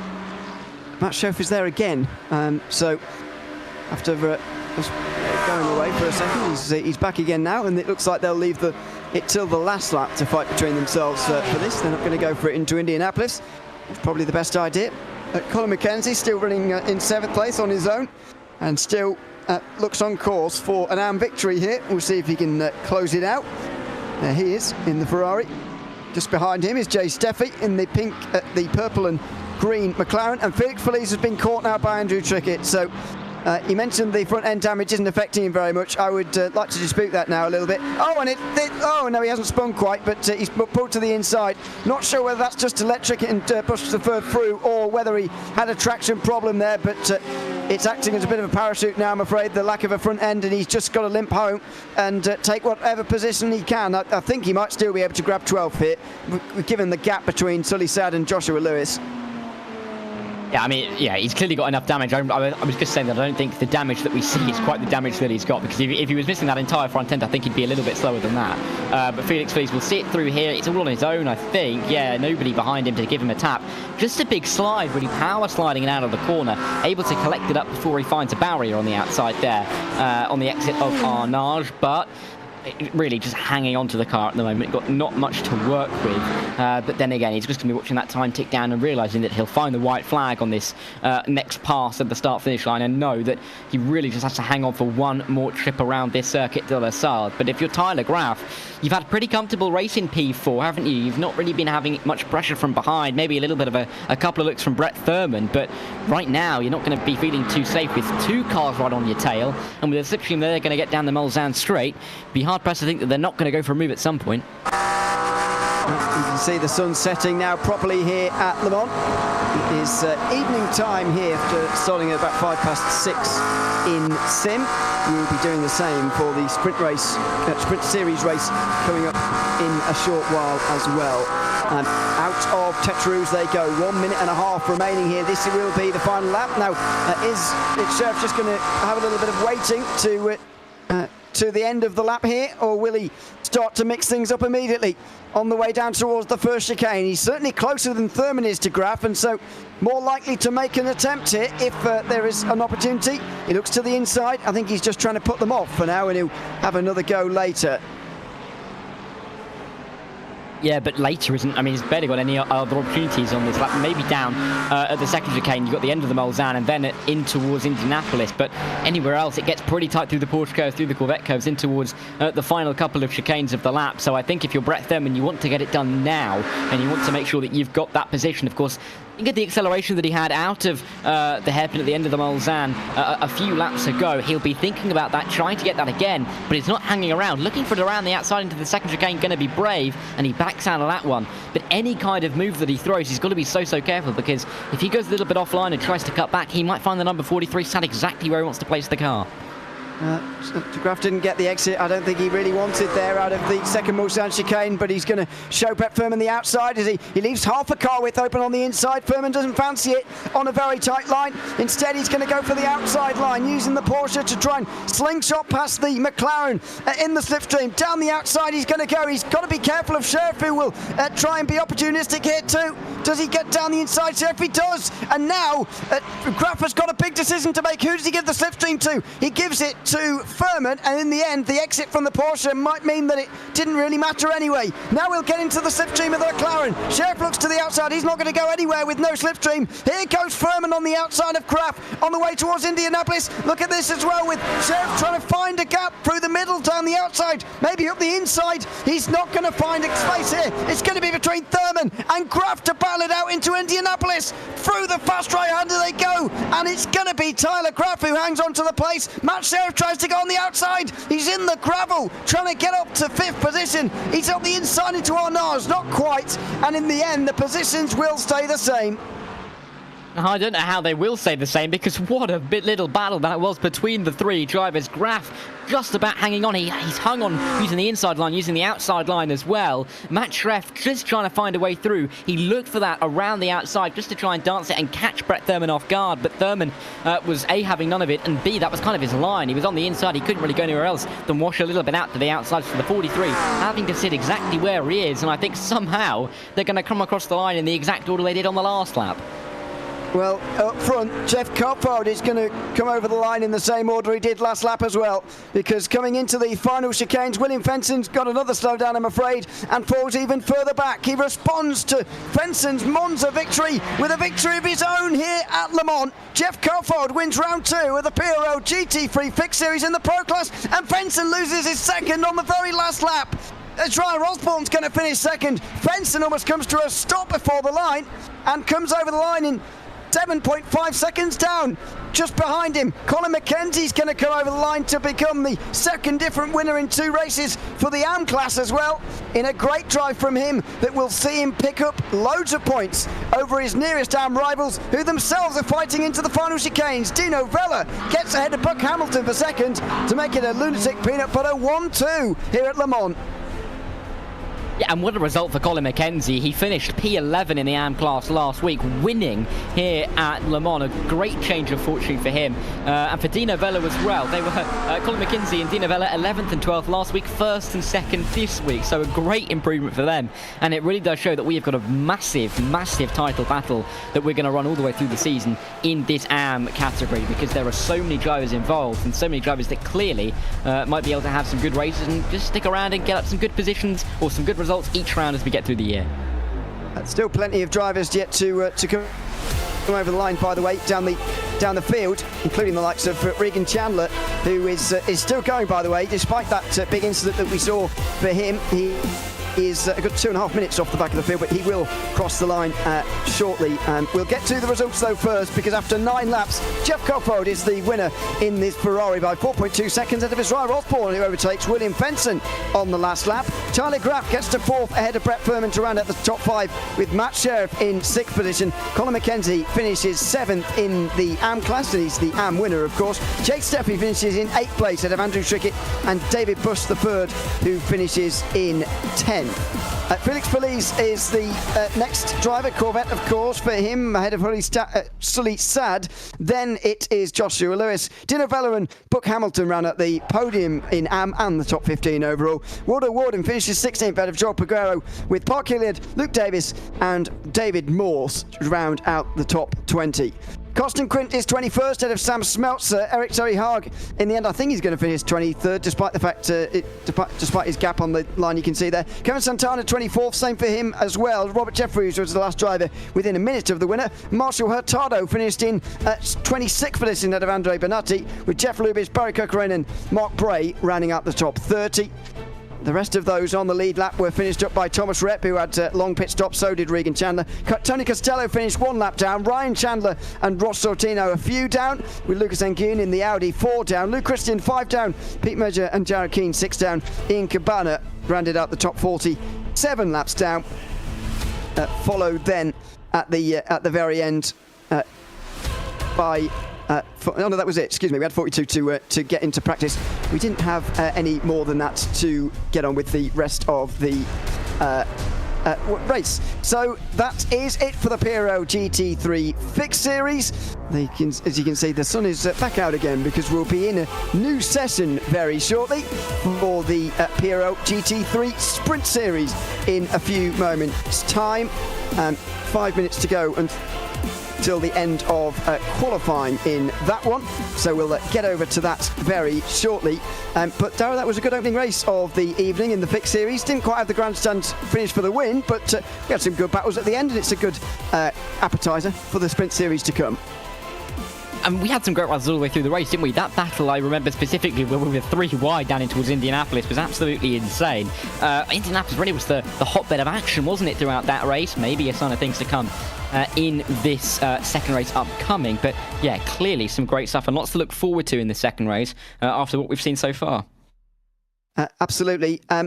Let's just, I'm going to ask a very quick question or two to Jeff Coulthard, because we do have a little bit of time before the end of qualifying here in the Fix Series, Sprint Series, excuse me, to chat to him. So welcome in, Jeff. Good to have you with us, and congratulations on the win as well. Just tell us about that final stint, especially with yourself battling with William Fenson. It was a good battle to watch. How was it from your perspective? Oh, it was extremely sweaty from my perspective. We were kind of going back and forth and pushing, and he, I think, underfueled a little bit, because I fueled the exact amount and he left the pits right before me. So that was a very intense battle there at the end. How does this make you feel for the rest of the season now, after finishing second at Monza and now first at Le Mans? It sets you up well. How are you feeling about it all? Oh, I'm pretty excited. That means I can compete with William, and so I'm going to be bringing it to him every race now, and hopefully this is kind of a good championship run. Hopefully it's a sign of good things to come indeed for yourself. Congratulations on the win, Jeff, and thanks for coming to chat to us as well. Thank you. Thanks very much, Jeff Carpard there, the winner of the Sprint Fixed Series race, excuse me, keep getting them mixed up tonight, Fixed Series race we have just seen. Time though to go over to the PRL GT3 Sprint Series. There we are, the qualifying session coming towards its conclusion. And as we are, we're certainly not going to be able to chat to the rest of those who finished on the podium in the Fixed Series. And so we must get on with the, first of all, the points from where we have got to after the opening round of the season at Monza. Of course, it was Luke Wallace who ended up taking the victory on that occasion in his Corvette. And he will have a 4-point advantage over Elliot Budzinski because he didn't quite get the fastest lap, but he did get pole. Emmett Lindqvist instead got the fastest lap. He finished on the podium as well. And the rest of the pros were as follows. In fact, they were all top 10 overall too. Cade Middleton and Conor Wagner are in the top 5, with Jaden Conrad and Gerald Williams just missing out. Simon Theriault and David Holland and Vincent Trepanier round out the top 10. In the AM standings, Steve Baker finished just ahead of Chrysta in a great battle between the two of them, raced long at Monza. Rich Kelly was a further position back, but in 3rd overall in that class. Matthew Brewer and Peter Moller round out the top 5. Ryan Reeves, Andrew Chorostetsky were 6th and 7th ahead of Curry Kokone, with Adam Henwood and Kyle Robertson rounding out the top 10 in AM. Followed by the team standings, Phil Denez, 2 points ahead of SRTE Yellow. Then Soulpet Precision Racing Gold finished in 3rd of SRTE Unit Sim Sports and Advanced Motorsports in the top 5. SimCity Racing are 6th and 7th after round 1, with Fury Simsport, Upfront Motorsports and SRA rounding out the top 10 there. Qualifying just coming to a conclusion then. We've actually got a couple of minutes remaining here, Dara, and it is a close session as well. 3/4 of a second covers the top 9 as things stand, and that is pretty impressive considering where we are at the moment in the, or what we saw, I should say, in the Fixed Series. This is a much closer session. Yeah, and with 12 thousandths between the top 2 as well, it is incredibly tight between some of these guys, lapping a few seconds faster than we saw in the Fixed Series just a little while ago. And it's not too surprising, is it, with us having some more open setups for the drivers to be able to choose from. But again, you mentioned it, such close times. And whereas we had a 2.5 seconds between, what was it, the top 3 or 4 in the opening race, a 2.5 seconds goes down to P17 at the moment here in the Sprint Series, and that really does lead us to some quite interesting thoughts going into the race about how close this race could be. Potentially 45 drivers in the field here tonight, by the way, as we get things underway for the second race of the night, including Arnaud Genet, who's out there at the moment in the back end of the field. He hasn't set a time though. He's recently celebrated completing his 1,000th Stewart report. Don't know why they've kept a tally of so many, but there we go. We have done here at the PRL, and so there you go. He's up to 1,000, and pleaded with everyone that it took many years for him to get up to another 1,000. Onto the circuit we go. Then, is anybody really improving? As far as my timing screen is telling me, not particularly. This is following along with Jason Allen, who's just took in behind one of the Mustangs in his McLaren. And on the way in towards Indianapolis, we'll see if he can improve. I'm not sure if he is very much. Luke Wallace, Simon Theriault are going purple as far as I can see for the moment. And Jaden Conwright goes to the top. So there could be some late surprises here, and there could be some late times coming in as well. Yeah, and we saw it in the opening race, didn't we? Felix Felice getting right towards the top at the end of the session. P5 he was, over 3 minutes after the timer hit 0. So still time for these drivers to get maybe a couple of more spots. But if you're Elliot Budzinski, he wants to get that one final spot. A 10th is all he needs to find around this circuit. Can he do it? He might be able to, but he's got to get a little bit more with Simon Theriault. I don't think he's got it, and Budzinski is going to have to stop a 3rd. What a lap from the 89 car. Absolutely. So where are these final times going to come from then in this session? Sean Dickinson is the one leading out Jason Allen here. It's down to 20 here now. That's seen him tumble in the last couple of moments. It's the two SimCity Racing drivers run around nose to tail here through the final chicanes. Will be a very mixed emotions kind of race for SimCity Racing today, I'm afraid, because as we begin the warm-up session of the PRL GT3 Sprint Series, normally it's not something we pay particular focus to or indeed follow so closely. However, this time we will be, because unfortunately we got to bring you the very sad news of the passing of SimCity Racing driver Martin Crisp last week at the age of 59. Of course, a stalwart of the PRL GT3 Sprint Series especially. He made 73 appearances in the PRL overall, which is 97th all time, and a very valued member of the community as well. We will be seeing in a short while in this warm-up session a special parade lap, a commemoration to him before we actually begin the racing itself. It will be led out by Chris of the SimCity Racing team, followed by all of the SimCity Racing drivers who are in this race, and then followed by the rest of the field as well. And they'll make their way out on at a reduced speed in honour of Martin Crisp, who sadly died last week at the age of 59. As I say, a stalwart of the GT3 Sprint Series especially, was going to race this season as well, has done plenty of times for SimCity Racing, who I'm sure are all deeply saddened, or were deeply saddened by the news 1 week ago. And they'll be racing, as I say, with mixed emotions here this evening as they honour his memory in the second round of the championship here at Le Mans tonight. So we'll have that warm-up session begin very shortly, and that parade lap begin very shortly as well. As I say, Chris who will be the first out the pit lane to lead the field around, and I've been told by him as well that he's going to come and have a quick chat with us as well after the parade lap, just before the race begins as well, so we can take his thoughts afterwards. But that session will be about to begin. Let's just before that get through the starting grid. Start on the front by Sim Ontario with Jaden Conrad alongside. Elliot Budzinski and Kay Middleton will be next, followed by Luke Wallace and David Mendonca, who are on row 3. 7th place will be Vincent Trepanier with David Holland in the 8th position. Evan Mackay will be night bed of Jason Allen, who rounds out the top 10. Ethan Bass and J.R. Williams will be sharing row 6. 13th position will be Peter Nodwell with Sean Dickinson, one of the SimCity Racing drivers, improving to 14th at the end there. Connor Wagner and Nick Ludecky will be next, followed by Emmett Lindqvist and Chase Wilson.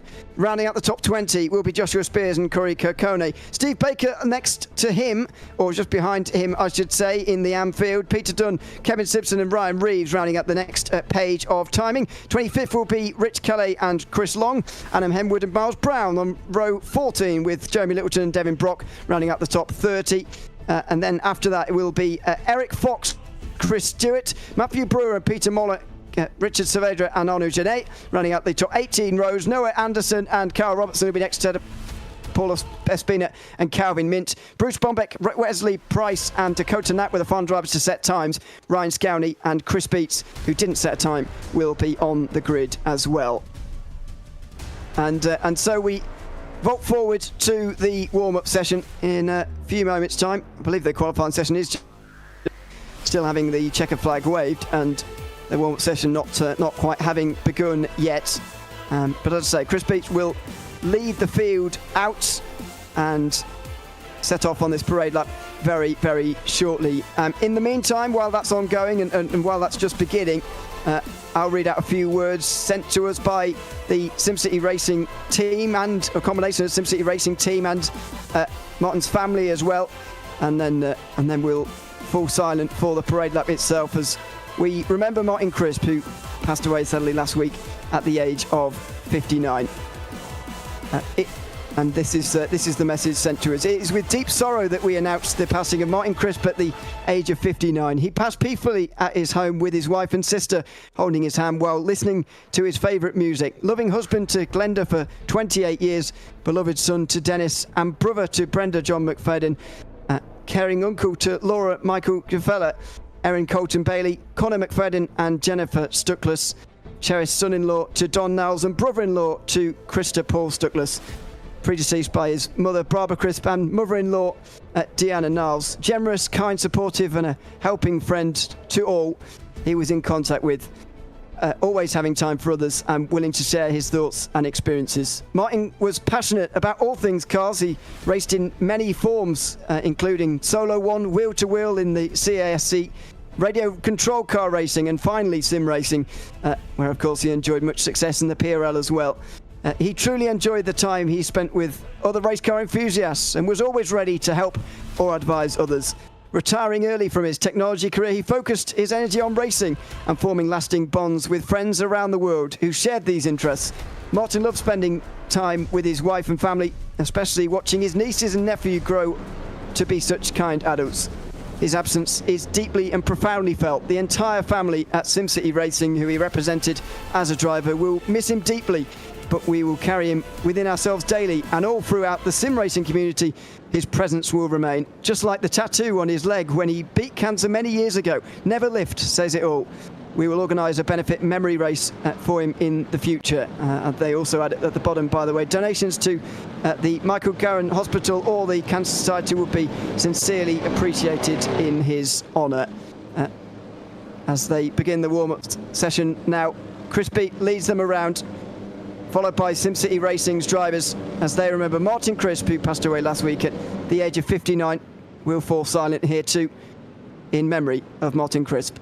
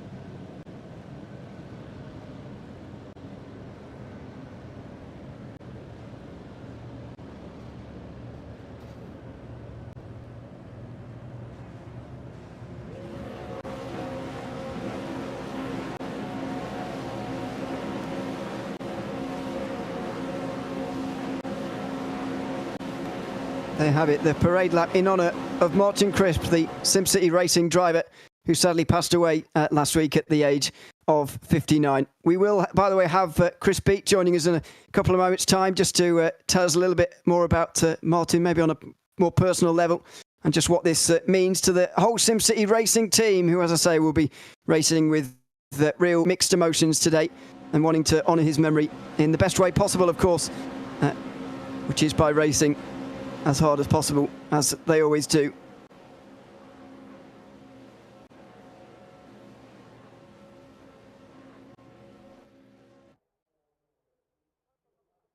And with that, the racing must go on, the show must go on. Difficult to know where we can really pick up from that, but let's do so with Chris Beats joining us now after that. Chris, welcome in, good to have you with us. A shame, of course, in such sad circumstances, but a wonderful tribute before this race. Just tell us a little bit about Martin as well and what this parade lap and this commemoration means to you and the team. First off, thank you very much for letting us do that. Thanks very much for RaceSpotTV and the PRL series for giving us that time. Obviously, it's been really rough. A lot of the guys at SimCity Racing are here because of Martin. He was extremely welcoming. He was extremely helpful. He was a great guy. He was a good soul. And sim racing is just a small part of our lives, but when you see the outpourings of messages to Martin's family, you can tell that just about everything that he was a part of was very similar to what we have here. He's extremely friendly. He's extremely helpful, and it seems like we're just a small part of the great stuff that he was a part of. And it won't be the same, but to be able to do something like this for such an influential part of the iRacing community is it's an honor. And again, really appreciate the time to allow us to do that. A lot of the guys here in PRL obviously have learned a lot from him too. He was extremely helpful even outside of the team. And he spent a lot of time even with iRacing helping develop the 911 GT3 with one of our FAF teammates on SCR. I don't want to keep everybody. It looks like the race is about to start. So again, thank you so much for letting us do this, and condolences to the Crisp family, and thank you so much for letting us spend time with him. Of course, it's no problem at all. Condolences to you and the team, and race hard, as I'm sure you always will today in the race. Good luck. All right, thanks a lot. Take care. Thanks very much. Chris Beats there from SimCity Racing. Honouring Martin Crisp, and I'm sure they all will in this race. As I say, difficult to know where we really move on, but the race must go on, the show must go on, and this race will do indeed. We have 40 minutes ahead of us in the PRL GT3 Sprint Series here from Le Mans. It's going to be a special race, that's for sure, for so many. Well, Dara, they move up towards single file again. As we said in the first race, it is a bit like a safety car restart, isn't it, really? But it helps to string out the field. It does actually decrease the size of the front group. Let's see what kind of race we get early on here, though. Yeah, for some of these guys who, of course, graciously taking part in that warm-up, they will maybe still be focusing on that. Going to be interesting to see if these guys can get into a racing space early on, but going to be crucial to get that launch off the line if you are Simon Thero, but Jaden Conrad's going to be right there behind him. Here we go, into the final chicanes. Simon Thero getting things underway from the front of the field after taking a late pole position here at Le Mans. He gets the field underway with a green flag. It's Jaden Conrad in second place, followed by last week's winner Elliot Podzinski, who will be third. Slipstreaming on the way up towards the Dunlop curve for the very first time. It doesn't look quite as broken apart as the fixed series field did on the way through the first chicane for the first time, but there's still a few corners to go until we get to the proper slipstreaming range of the Mulsanne Straight. Yeah, and a great launch of the start for the number 89 of Simon Thero. Getting a great launch. You can see that gap eking out just a little bit. Maybe not as much as he may have wanted to, but he's going to get to Tertre Rouge and have as big a gap as really he could muster in the opening stage with so few corners able to pull that gap. But you can also see how close the field is bunched behind. No real gaps to speak of inside that top 10. I think we're going to see quite a lot of slipstreaming down this Mulsanne Straight. Maybe a bit of a mistake there. Just in behind from Vincent Trepanier, the number 87 car, but David Holland's going to be benefiting from that. Yep, and he will be falling down the field, Trepanier, unfortunately, there, which is a real shame. It's allowed the top 6 to get away here in the field. Tero, Comright, Brzezinski, Middleton, Wallace and Mendonca have all made the front group in towards the first chicane for the first time. The Porsche leading the field, followed by the 2 BMW teammates, both representing Field & Racing, of course, followed by the McLaren of Middleton, the Corvette of Wallace, and then another Porsche, David Mendonca, at the very back of the field. Are they going to work together, though, for all of this race, or will the cooperation break down early? Comright already looking left and right here. Is that just looking to see where he's going, or is he looking for a move? Not sure it's really either of them. They go into the second chicane. He's certainly not making any moves.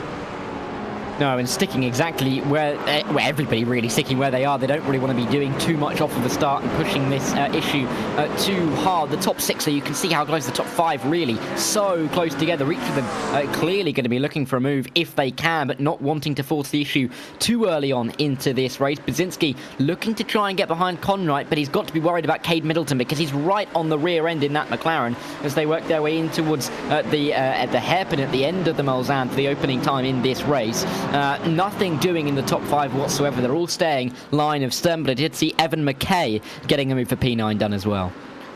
That's maybe still the whole field together. It's very close there between Holland getting the slipstream or not. I think it's just about not, but it's pretty close. It's a bit of a closer field actually than what we saw in the Vic Series early on.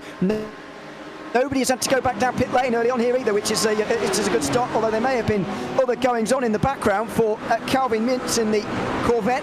He's got a McLaren down his inside, but that's not bothered him. Instead, he's just spun out on his own. I'm glad to say that's the most dramatic incident we've had so far, I think.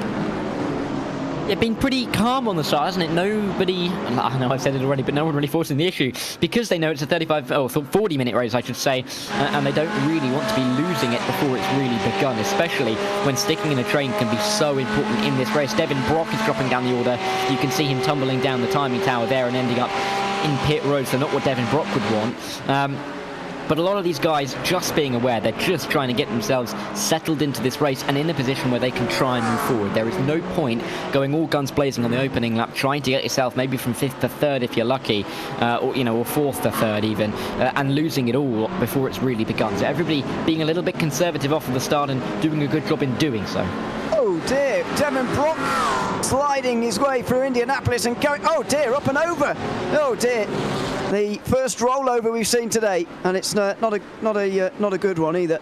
I'm afraid he's gone back to pit lane. Maybe spoke too soon about no one going back to pit lane on this opening lap. Out of the final corners come the leaders. Turo still leading ahead of Comright, Brzezinski and Middleton in the top 4. It's been a good start for all of them, the top 6 especially, who run away with the rest of the field. And look at that, very little change inside the top 10 on this opening lap, but that's exactly what we get from a single file start.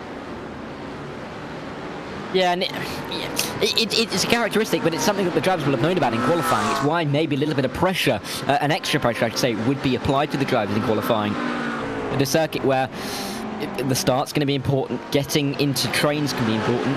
That, and being in single file means that getting the good qualifying lap was oh so critical, and for some of the drivers who were maybe further down the order than they would want to be, than they needed to be, really difficult for them, and it may show how difficult qualifying was for the drivers given the circumstances, given the specialities of this circuit and the race, which we won't get throughout the rest of the season. The guys at the front really did perform under such intense pressure, and for some of the guys further back, they're just going to have to recover and pick up any pieces they can.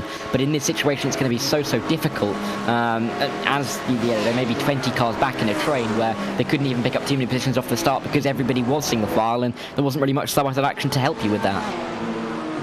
Really is staying single file here on the way to... even Bass isn't though. That's why, because he's off the road there. Somebody is off the road and there's a change between the two teammates as well. Jaden Comright's got a slow down and so has Luke Wallace. 2 slow downs out of 6th in the front group through the first chicane that time round. David Mendonca gets past Wallace. David Holland will close in as a result of all this as well. He will look down the inside here and have a go. The Porsche likewise having a look down the inside. Mendonca does go through. Comright has to slot into 5th place. Wallace down to 7th. not the start that Luke, or not the line that Luke Wallace would have wanted to have throughout that straight, and just losing all those miles an hour as he gets his way down with the slowdown that he received. David Holland's been picking up a couple of places, like he's picking up candy on Halloween, frankly. He has been just gaining them left, right and centre from drivers making little mistakes. He's not done too much in terms of pace, but doing what he's doing at the moment is putting him in a great position to work his way throughout the race. This is Corey Saccone, the AM driver, having a spin before he gets to Turch Rouge, and that's going to cost him a lot of time, a lot of positions, but luckily able to keep it out of the wall. Maybe I spoke a little bit too soon on that one. Yeah, well, it wasn't a hard hit, so it's fine. Over on the way towards Indianapolis they go now.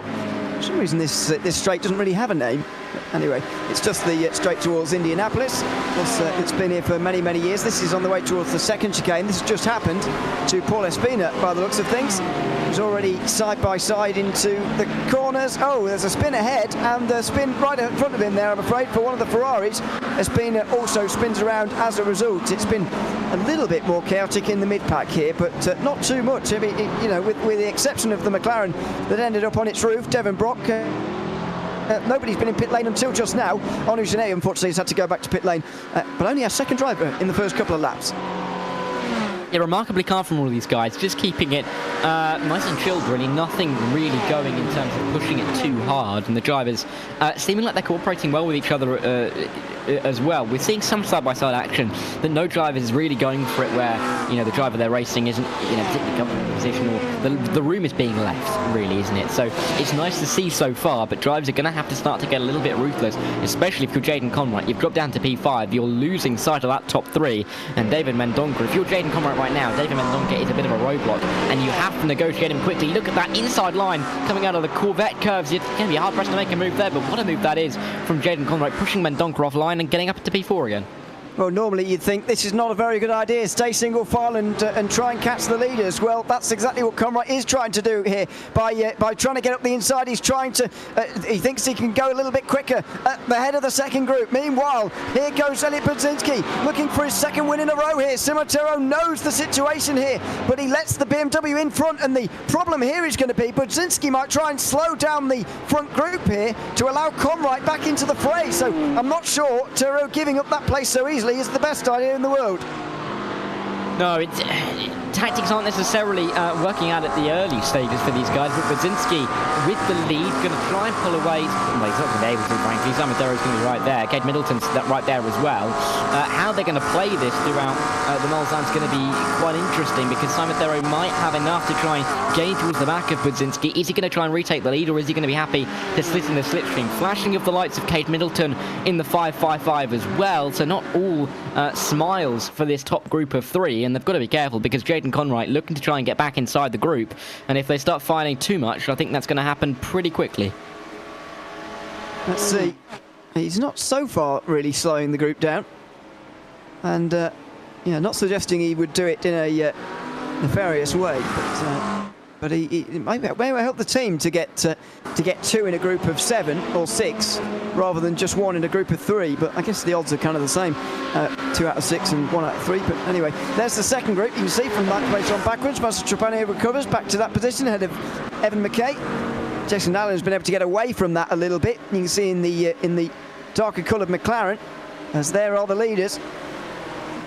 Budzinski still ahead of Turo, and not showing any obvious signs of trying to get his teammate back into the fray here, because I guess it would be pretty difficult to achieve. Let's see if they can do it, though. He might well just be thinking about his own opportunities and thinking, well, this might be a bit better if I get at the front and go a bit quicker, because that's what he's doing at the moment as Turo gets into the slipstream and tries to gain. Here goes Caleb Middleton on the inside line, and Turo going round the outside. He's going to break early this time, so the McLaren moves up to second place.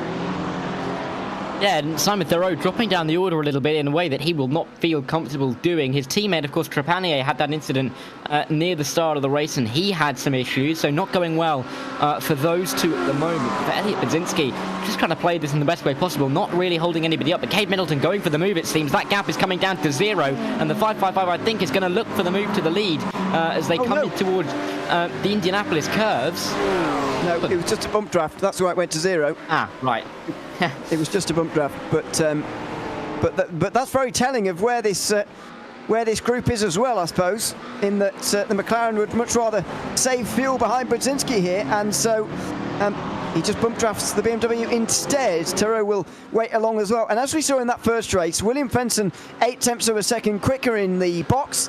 That allowed him to get out ahead of Coulthard. Although he didn't win in the end, it did help him to get that track position initially. No, I mean, I was slightly worried there about the gap being 0. I thought it was a bit of a glitch, but clearly Middleton, he's just not having any of Brzezinski maybe trying to hold them up, or at least he's trying to push them further away from the likes of Jayden Conwright and David Mendonca. That gap is starting to look a little bit like Conwright's going to start to be getting a little bit of that slipstream effect. 1.3, bumping around that at the moment is the gap, and a couple more tenths is going to help him out. This is Peter Nodwell down the inside. Oh dear. Oh, I was going to say committed move, but maybe a little bit too... Oh, it was Peter Nodwell.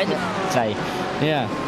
That was Nobel getting dived down the inside of by someone there in the BMW. We're on the Field and Airs BMWs, but I couldn't tell you which just for the moment. We'll try and get that to you in the near future. But yes, that was all pretty awkward on the way down towards Nick Ludecke. It would have been in the BMW number 16. So another one of those Field and Airs BMWs, but dropping down the field now, and indeed back to pit lane for Nick Ludecke as well, who had a pretty good start to the season in terms of actual racing, if you like, at Monza. But the result maybe not quite to show for it, and the same may well be true at the end of today as well. We'll wait and see. Out towards the end of the lap for Elliot, or the end of the opening sector, I should say, for Elliot Brzezinski. He does seem to be quick here. 7 tenths of a second up to Cade Middleton. That is not a gap that breaks the slipstream, but it is telling of his speed compared to the others. And we'll take another dive down the D338, which is the road that we go down at the Mulsanne. If you keep going down it, you'll get to the city of Tours, which I know Ewan will know, of course, popular on the Tour de France, but that's 2 wheels. We're looking at 4 right now. But Brzezinski, he's got the pace. He's clearly got some good pace at the moment. Okay, Middleton's quite easily being able to stick in behind with the pace and the bump drafting that he's showing. He's clearly able, with the slipstream, to be right there as Mendonca. Something's happened to Mendonca. I'm not too sure what. He's dropping down a long way down the order. You can't really see it from that camera angle if anything's happened to him, but it looked like it was before the opening came. But what I was saying about Cade Middleton is he's sticking right where he is. Clearly got the pace to at least go for the move, but deciding not to for the time being. It'll be telling later on into the race if this is the right strategy to go for right now. It looks to me like Mendonca has disconnected. Could be wrong, but that looks like what it's happened to me, unfortunately. So he will drop way down to the back. This is Nick Ludecke, and another look down the inside. I mean, it was aggressive, wasn't it, down the inside? He didn't really get... And you can tell by the way that Peter Nodwell ended up on the gravel in the end there. Ludecke didn't exactly give a lot of room there to the McLaren, and so it was only ever going to turn out that way, unfortunately. Chris Long down into the Indianapolis corner here, rear ends a Corvette and goes for a spin. Meanwhile, live pictures, Brzezinski is under attack from Cade Middleton, who goes down the inside. This is going to allow Tyrrell to maybe get involved, but the exit from the Porsche wasn't very good, which is uncharacteristic, and so he can't really use his double slipstream. Not that he would use it to get into 3 wide situations anyway. The McLaren with the inside line on the way towards Indianapolis should have this then, and indeed does, as the BMW has to tuck back into line again. We've got another lead change, and so Brzezinski's gone from 7 tenths ahead of the field at Tetrarouge to no longer leading by Indianapolis. Yeah, I mean, Cade Middleton really is now trying to force the issue. If Brzezinski was holding them up in any way, shape or form to try and get Conwright involved, he's not going to be able to do that now. He's going to have to try and chase after the 555 and try and keep pace with Cade Middleton, who has looked so strong throughout the opening 15 minutes in this race. They'll come up towards the Porsche curves now. I think we're seeing a replay there at the top, or whatever that was. It wasn't these top 3 as they make their way towards the Porsche curves once again. Simon Theroux is just sticking in behind at the moment, watching and waiting to see if anything unfolds between these two. They are swapping positions. There's definitely going to be a chance for the 89 car. He's just got to be on hand to pick up the pieces, and that's exactly what he's doing right now. Yes, and Alan was side by side with Vincent Trepanier on the way towards the Porsche curves there, but has to drop in behind in that battle for 7th position. Up over the curve at Corvette there for Cade Middleton. That was not a good line for him, but the run to Maison Blanche and the chicanes was not a long one, and so he'll get away with it on this occasion. Brzezinski will just close in behind. And look at the gap between Tyrrell now and Jaden Conwright, who is very nearly within slipstream range. With the concertina effect through the final chicanes, it looks like he might be in slipstream range now. Yeah, and we've now really got a battle of 4 for the win in this race with 24 minutes still to go. A pit stop that I think the drivers are going to have to be thinking about in the back of their minds, but definitely opportunity for a 4-way battle for the win. We saw some great battling happen in the opening race in the fixed series, but look at that, Thero not getting the right line through the Dunlop chicane, and Conwright already might be having a sniff down in towards the opening chicane down the Mulsanne. Yeah, through the Tetrus S they go. This is very damaging, I'm afraid, for Tyrrell, who will drop behind, drop down, and surely be under attack here from Jaden Conwright in the next few moments. Let's see if the BMW driver decides to be aggressive, or does he bump the Porsche back into line again? Interesting decision to make coming up here. He's going to go for the second option by the looks of this. Oh no, he's eventually going to pull out to the left-hand side and go for it on the outside line. He's sort of giving himself an unnecessarily long way round here, I think, but if he brakes late enough, he'll be okay. He decides to go for the early braking and then switch back maybe on the way out of this first chicane. Does he have a good enough exit here? I imagine surely he's got a good enough run here to try and get past Tyrrell again. Yeah, trying to get the slingshot, isn't he, down in towards the second chicane. Doesn't look like he's quite close enough to make any kind of lunge down there. A couple of tenths is that gap, but all the while, the number 89 is being chucked offline here, he's losing every other tenth to Budzinski and Middleton, who are getting further and further up the road. Inside line, this could be a dive from Conwright to the inside. Can he get this one done? Late on the brakes, he's going to have to go the long way around at the second part of the chicane, and not going to be able to do it there. But Thero shuts the door, but Conwright still fighting it out as they get towards the end of the Mulsanne straight. Now this surely has got to be quite damaging for the two of them now. And again, Conwright has to tuck back in here, does he? Oh, careful with the contact on the straight. They could both end up in the wall if they're not careful. Outside line for Conwright on the way down towards Mulsanne corner, and he will not go for it. Oh, maybe he will. Oh, he decides to back out of the switch back to the inside there. Entertaining, but surely so damaging for these two and their chances to win this race, which are surely evaporating. Yeah, I mean, I really thought he was going to dive it to the inside there. I think that's what he was hoping Simon would have been thinking in the car, realising, oh my word, I've got to go a little bit deeper into the corner and maybe force the mistake and give Conwright the chance of getting up into P3. But Therio, I should say, staying exactly where he is. Conwright will have the inside if he can into the fast right-handed. It'll be the outside through Indianapolis if he can stay exactly where he is. Down the inside, he's going to get the move done well before the corner, and the number 88 overtakes the number 89, and Conwright has got a little bit more work to do if he wants to catch up to the top two, because that gap has grown out now to 3 seconds. There's not all happiness in the back of the field. That was a really big crash for Paul Espina, and somehow he's still going after that. My goodness me, that McLaren is absolutely destroyed, but still going somehow. Side by side somehow again for third place between Conwright and Theriault on the way towards the Porsche curves. The Porsche should prevail on the inside, you'd think, but will Conwright go around the outside of the first part? He will! Goodness me! You don't see that very often, especially not in GT3 machinery, which is so low on aerodynamic downforce compared to what you really need for this section of corners. It's almost impossible to do what Jaden Conwright just did, but he's up to third place. He's now nearly 4 seconds off the lead, but he is back on the podium again. It's clearly not taken a physics class recently, because that shouldn't be done, but clearly a fantastic move from Jaden Conwright and putting himself into a good position now to try and gain away from the number 89 and the number 27. Luke Wallace is going to be right in here as well with David Holland. Let's look at it again, because this just was exceptional. Down into the Porsche curves, around the outside. Quite a tight line, it's fair to say, from Simon Thero, but look at the run around the outside. That's incredible stuff from the 88. Very well done indeed. 20 minutes to go, by the way, and so we should have, well, either 10 or 11 laps in this race. Not sure which it's going to be just yet, but what I do know is that we've just switched over the halfway mark, so surely next lap or the lap after all the pit stops are going to come. Yeah, so I think we're going to see another busy pit lane, aren't we? We've not seen anybody in this time round, so as we're getting just towards the, through the opening stages of the lap, you'd think that everyone's going to be diving it in at the end of this lap, or at the latest the next lap. Is again thin pit window for these guys at a circuit which is going to take 4 minutes to circulate. So not much option in terms of that strategy, and I think they're all going to be either in this lap or next build. See how busy it does get.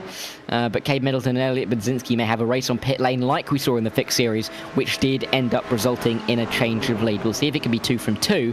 We'll have to wait a couple of minutes for that. Jaden Conwright will want to still get a little bit closer to those top 2.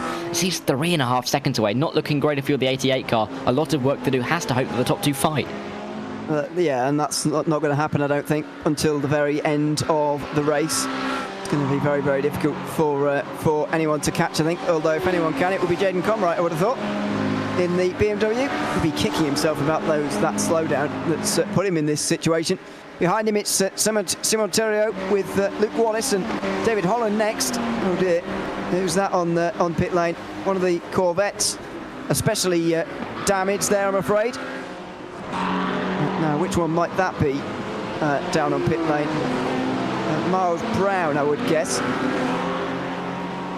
Chris Stewart was also there, but he was in the SimCity Racing Corvette, which was less damaged. There's Miles Brown, indeed. Chris Stewart's just behind him. They may have come to blows earlier on. Unfortunately, we have had quite a few retirements from this one. David Mendonca is a retirement, as we suspected. Paul Espino, as you might have guessed, is a retirement as well after his crash. Devin Brock, as well, after rolling onto his roof, is out of the race too. It's been okay in terms of attrition so far. You expect these things at any race. As we go back to the 2 leaders again, working magnificently well together, and it's not good news for the rather large second group hoping to catch them. This second group, by the way, from about 3rd to 12th place. Yeah, quite deep in terms of how many cars are involved there. A couple of mistakes at the front of that could spell disaster for a couple of the drivers, because the likes of J.R. Williams, Conor Wagner, Emmett Lindqvist, who haven't really been talked about much at all in this race, are still involved in that fight, really. They're as far away from the back of the P4 man of Therio as Therio is from Cade Middleton, so it is a very tight battle. In behind, you can see the 3rd place driver Conwright there, but behind you can see them all snaking through as they make their way down into the caution curves again. 1, 2, 3, 4, 5, 6, 7. I think it was just about 8 cars in that frame as they made their way through the right-hander, and then again you can just see how many of them are so close together. This could be quite a tense race in the pit lane as well, if they all start to trip over each other, and every single tenth is going to matter. A couple of drivers may benefit quite significantly. We saw the gaps in the pit stop times be about 2 to 3 seconds in the opening race. We could see something similar here. Yeah, the Toffee screen was on replay there a few moments ago. Gerald Williams got past Conor Wagner. That's for 10th place. You can catch a glimpse of them in the background if you squint hard enough. And they're just running single file again, though. Who will come in this time? I think the answer is going to be everybody, but I didn't see Cade Middleton in there. Now, has the McLaren gone on one more? It looks like it. Well, is he going to be hung out to dry here, or is it an inspired decision from Cade Middleton to stay out one lap longer and run completely on his own? I'm concerned he's not even going to have enough fuel to finish the lap here. It seems that everybody's going to come into the pits this lap, so he's going out on a limb here on his own. No, Chase Wilson's going to go through in the number 5 car, so well, the 555 being joined by the 5. Maybe there's a bit of a running theme there in terms of fuel saving, but it's Elliot Budzinski who will have the advantage in pit lane. His outlap's going to be critical. He won't have any kind of reference to Cade Middleton, so it's going to be really quite interesting just to see how Budzinski can do. Cade Middleton, if he can get round the lap. Oh, but I think he spun. He has. He's off. Cade Middleton's off the road. After taking a real gamble by staying out a lap longer, he's spun and surely thrown his chances away of winning this race. Cade Middleton with a hugely costly error at the halfway mark of this race. Just over 15 minutes remaining, and that has cost him his chance of winning this race here at Le Mans. What a complete disaster. It's into the Tetrus S's through the right-hander. Gets up, he just gets in the grass, and in trying to keep the power down, trying to keep the slide going, he spins around the worst possible place it could happen as well. He's not only going to lose the lead, he's going to drop right into that second group. He'll be fighting for a top 5, never mind the win. Maybe even make that a top 10, depending on how much time he lost, because if you add the fact that he spun and then lost all of that momentum down the straight, he may lose up to 10 seconds, which is exactly where he would find the likes of the P10 man, J.R. Williams. There's a move going on, though. That was a move on replay, but this is the move for P6. This is oh so close out of the pit lane. Yeah, that was Terrio getting overtaken by David Holland. Terrio's pit stop has been quite long here, and he's been overtaken by Holland in the Mustang. Jaden Conright's got away from this group, by the way, so the Vildeneuve teammates should be 1 and 2 in the BMWs when they all shake out here, and the battle for third will be between David Holland, Luke Wallace, Simon Terrio, and the rest. Look at them all drawing out behind in what's surely going to be a huge battle from here on in. They just need to give a little bit more focus to that Mustang just for a moment to bring it back into group if they want a podium here. Wallace has to get the slipstream of the Mustang. Looking like he's just trying to dip in and out his Therio, but Wallace is just trying to push as hard as he can to get behind David Holland right now. David Holland, the number 28 car, in that resplendent red, white and blue livery, looking like he's holding onto the car, but holding onto the car even more. It looked like it was Jason Allen who's trying to overtake Vincent Trepanier. Trepanier with an awful exit out of the second chicane, and he will be overtaken by Jason Allen, and I think JL Williams is going to try and join him. The 71 and the 13 are both going to make their way through, and Trepanier, another little error, going to cost him another couple of spots. Down in towards the Mustang corner they go, side by side. Trepanier will hold on to the inside and hold on to 9th for the moment. Will become 8th when Chase Wilson drops behind them all. He's also gone for 1 lap longer. This was on the in lap for most drivers. Miles Brown, this is where he picked up all the damage, and that is a huge, huge accident. Yeah, nearly rolling back onto the racing circuit, managing to reverse it with at least one wheel not properly attached to that car, and nice to see him getting it out of the way for everybody else. Good to see some good awareness going on there, even in the face of adversity, so great to see down there. But yeah, it's so unfortunate for him to lose a wheel, but we have seen some massive hits tonight, haven't we? We've not had many crashes, but when they've happened, they have been absolutely humongous, as that's a bit of a mistake from Luke Wallace through Arnage. I think generally you're just going very quick around Le Mans, which is maybe part of the reason.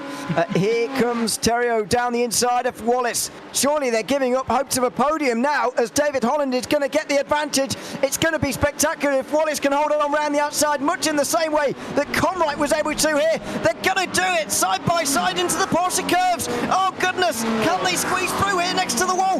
Very close. Terrio squeezes through the gap, round the outside again through the left-hander, and he'll be on the inside for the long right, but Luke Wallace goes round the outside and into Corvette.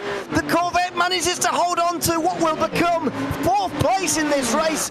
A spectacular battle between the two, and maybe a sign of things to come in this race as they fight for the positions in the final 10 minutes. Yeah, for Therio on the outside, it looked like he was going to go into that wall through the Porsche curves, managed to keep it out of the wall, but lost a little bit of momentum through there, costing him a little bit of time and the position in the end with David Holland. But what a battle between those two. Nodwell's gone around, but that is nothing compared to what we have just seen through the Porsche curves, through the Corvette curves. Wallace and Therio fighting it out. But they're going to be finding it out for P4 and 5 because of where the drivers have just come into the pit and they're coming out. Yeah, Middleton's right ahead of Lindqvist and still side by side for 4th. This is going to be a spectacular end to this race between these two. Terrio back down the inside and gets it. He's back ahead. Jason Allen looks to get alongside as well, looking to get into the top 5 here for the first time here this evening. He's now ahead of Terrio's teammate Vincent Trepanier in the other Porsche. Through Tete Rouge they go, onto the Mulsanne straight. These front 4 do look a bit more threatening, but Kate Middleton's been dropped into this too, by the way. He's in 8th place, ahead of Emmett Lindqvist. Then it's J.R. Williams, Evan Mackay's here, and Conor Wagner as well. They're side by side for 11th.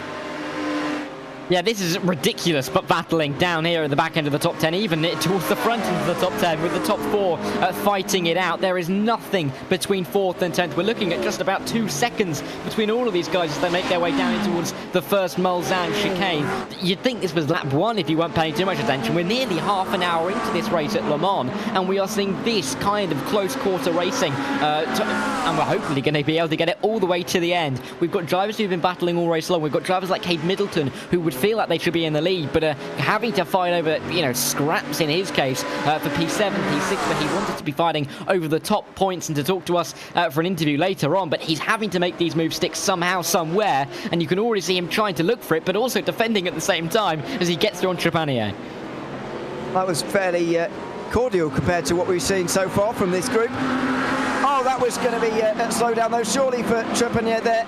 He goes off the road, and that... No, he's got away with it. There he is in real life. I think he's just having a look at either his relative or looking up to see if there was a slowdown or not. Shakes his head at something, don't know what about, but he's in 8th for the moment, and it's been a calmer lap this time round than the previous one was, certainly. Let's see if it livens up on the way towards Indianapolis.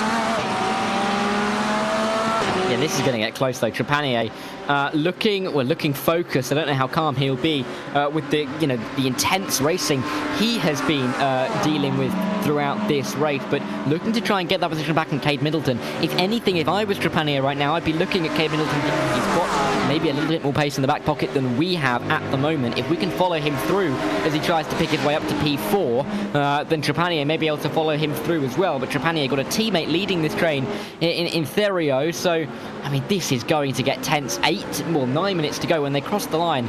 We should have 2 more laps, you'd think, towards the end, just depending on how much or how long we have when we cross the line. But I think it's going to be 2. It's going to be close though. It's going to be very close, between 2 or 3.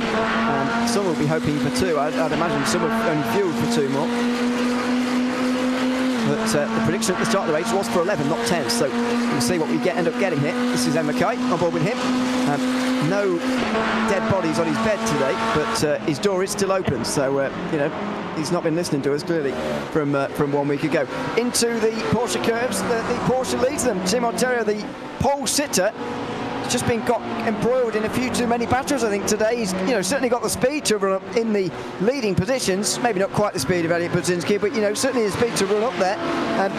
Battles at the wrong moment though have just set him back, and he's now fighting for 4th at best.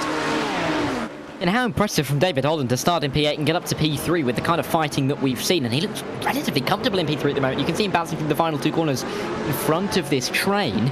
And David Holland looking fantastic at this stage. Jason Allen up for Emmett Lindqvist up 8 as well. And a very tense mid-pack. You can see some top movers. Ryan Scanley, I think, was up something like, was that 19 or 29? It was a big move from him. So definitely some big movers. And when we can't quite cover all of the action in the race with so much going on with so many cars, it is worth noting how good some of the drives have been from some of these guys, because starting at the back, a couple of bad qualifying from drivers haven't been good, a couple of races haven't been good, particularly for Ryan Reeves in the number 26, but a couple of drivers really pulling themselves through the field and doing a very respectable job in doing so. Oh dear, Stephen Dunn with a pretty big hit in the wall there at the first chicane. It's one of the few Mercedes in the field. Just before that, Peter Nobwell, I'm afraid, having another incident. He's had a disappointing race today, sadly. But he's still going with just less than 7 minutes remaining. Here go the leaders up towards the first chicane, or at least the first battling group anyway for the leaders. Bit of time lost there by J.R. Williams, who's just overtaken Emmett Lindqvist, and here comes Cade Middleton down the inside in for 6th place. So he passes Jason Allen on the way towards the first chicane, and he is still showing he has the speed, even if that mistake has cost him a chance at a win. Yeah, and still looking like he's trying to get to P4. I mean, that's definitely a target that could be achievable, especially with the way that the 89 and the 27 have been fighting throughout this race. And you would absolutely... I mean, I'd be shocked if Luke Wallace doesn't go for it at least one more time. And that will absolutely open the door for Cade Middleton to try and get back to P4, which would be a very respectable job to recover to, especially with the spin and coming out in P8. So the 555 looking for a couple of more spots. One thing I was thinking about, we're talking about the fuel and maybe having an extra lap. Cade Middleton went that extra lap with the pit stop. Is there any kind of consideration that if we do end up having that really close extra lap, if he's one of the only drivers who's able to get it to the end? I doubt that's the case, but that could be one of the reasons why he went an extra lap than everybody else.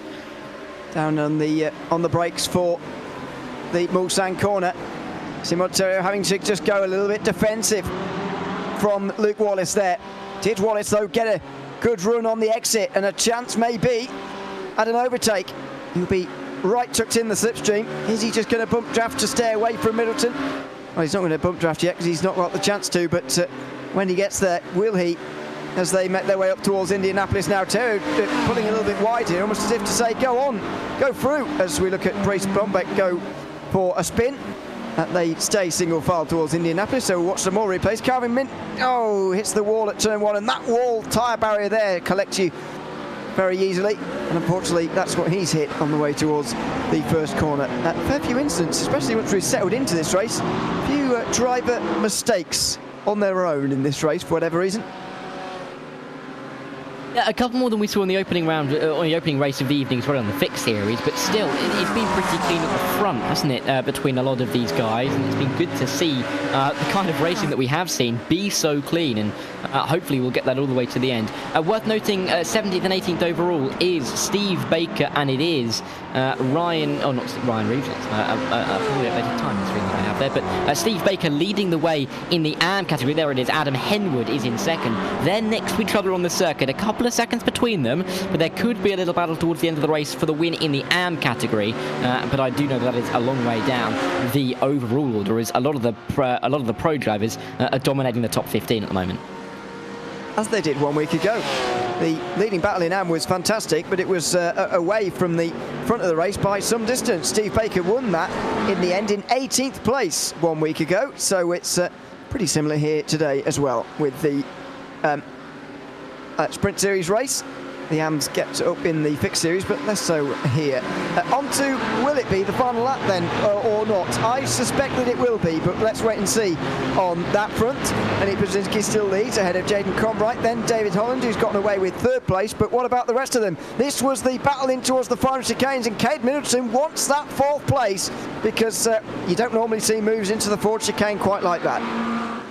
Yeah, and I think that word on the side of his car, Fury, is the theme for him in these last few laps. He is driving with the fire in his belly and trying to claim all of these positions back that he can. Obviously, P4 is a bit of a maximum. I was going to say P3 there, because David Holland isn't that far up the road, but a little bit too far away, with this likely being the final lap of the race. But let's see how close he can get to the 89 car on these Mulsanne straights. When does he go for the move? He's definitely going to go for it in some place. Calvin Might's not going to go for anything in the gravel, but for Cade Middleton, he's pulling out already, and he'll have the inside line. Late on the brakes, and he has the place. Terrio just lets him in there, knowing that there'll be another chance in a moment here. There's plenty more straights to come, and Middleton's had a big slide out of the first Mulsanne chicane as well. Will Terrio strike again immediately, or will Wallace get involved? Will Terrio even have the chance? So many unanswered questions in these final 2 minutes of the second round in the PRL GT3 Sprint Series. Down the middle of the road goes Cade Middleton, trying to hold on from Terrio here, who looks left, who looks right. Is he going to do anything into the second Mulsanne chicane? The answer to that is no. He can't afford to wait too much though, because Luke Wallace will want to strike here too. And Luke Wallace is going to be watching this, thinking that Therio is under pressure and could be a relatively easy target if he can try and pick him off, with Therio maybe thinking about Cade Middleton, maybe just thinking about the drivers in behind. Cade Middleton will be looking in front of him. He won't be concerned about the drivers behind. Maybe he will into this hairpin, but after that he will be gone. He'll be looking up the road in front of him and thinking if there is anything he can do to get David Holland, even though that looks like quite a futile task. But for the 89 and the 27, they are battling over P5. Big points in this race early on in the season, but they have got to be so careful. Jason Allen, Vincent Trapanier, they've been sitting and waiting in this battle. If they can get an opportunity on the final lap, it's going to make it all the sweeter for them. Let's see if they're going to get the chance. The way towards Indianapolis, this battle's about to explode, I feel, in these final few moments of the race. Is it the final lap of the race? I'm not even sure these guys will fully know the answer to that one either. Jason Allen has a look up the inside on the way towards Indianapolis, but he's not close enough to Luke Wallace to really have a go here. On the brakes, the Corvette super late towards the bank left-hander. Allen just holds back for a moment. Trapanier will try and close in and take 7th away from him. They won't be able to up towards Arnage and out the corner. Cade Middleton's got some real speed here and is preventing the chance for anyone to go through on anyone else. Yeah, and I think it's going to mean that we're going to be single file to the end, unless we see some kind of absolute dive bomb into the final couple of corners. It would be absolutely extreme if we saw the 89 on the 27 go for any kind of send. Look at Trapanier on the back of Jason Allen as well, though. This is by no means over and out, especially with 30 seconds still left on the clock. Budzinski still might make that line in time. You know, how much racing are we still going to have? If you are going to be Cade Middleton, you're thinking we wanted the extra lap to get up to David Holland, but if you are some of these guys in the mid-pack, the likes of Therio and Wallace, do you want it to win now? Do you want it to go the extra lap? I think we're going one more, though. Let's see. Where is Budzinski? Is he at the line in these final 10 seconds? I'll look towards my timing screen to try and figure it out. It is going to be one more. 2 or 3 seconds remain, and Elliot Budzinski forces an 11th lap. Now, has everybody got the feel for this? You'd imagine so. You'd hope so, because the prediction at the start of the day was for an 11-lap race. And so everyone should be fueled for that amount of time, but you never know. Stranger things have happened. For example, in this group, the likes of Trapani and Jackson Allen have been on pit lane for the shortest amount of time. Did they get the correct amount of laps of fielding, or were they short because they were trying to forego a 10-lap race maybe? We'll wait and see. Middleton putting the speed on here. It's clear he's the quickest in this group. He's ripping it to pieces, and he's even catching David Holland in third place. But the question here would be, Brzezinski had the time. He could have slowed down to make that the final lap. He chose to go that little bit longer, or to go that little bit faster, not take off any speed, and go the extra lap. We'd expect the 92 to have the fuel. If everybody else have the fuel, that'll be a different story. You'd think Cade Middleton will. He went the extra lap in the first stint, should easily get to the end in the second stint, but he is looking really keen to get through on David Holland. I don't think he's worrying about any kind of fuel number. He's worrying about a podium position. He was fighting for the win. He thought that he would have a great shot at it in a battle with Elliot Brzezinski. The spin has cost him so much time and so much chance in this race. He will be gutted in that regard, but a podium may make up for it in some regard if he can get it on this final lap.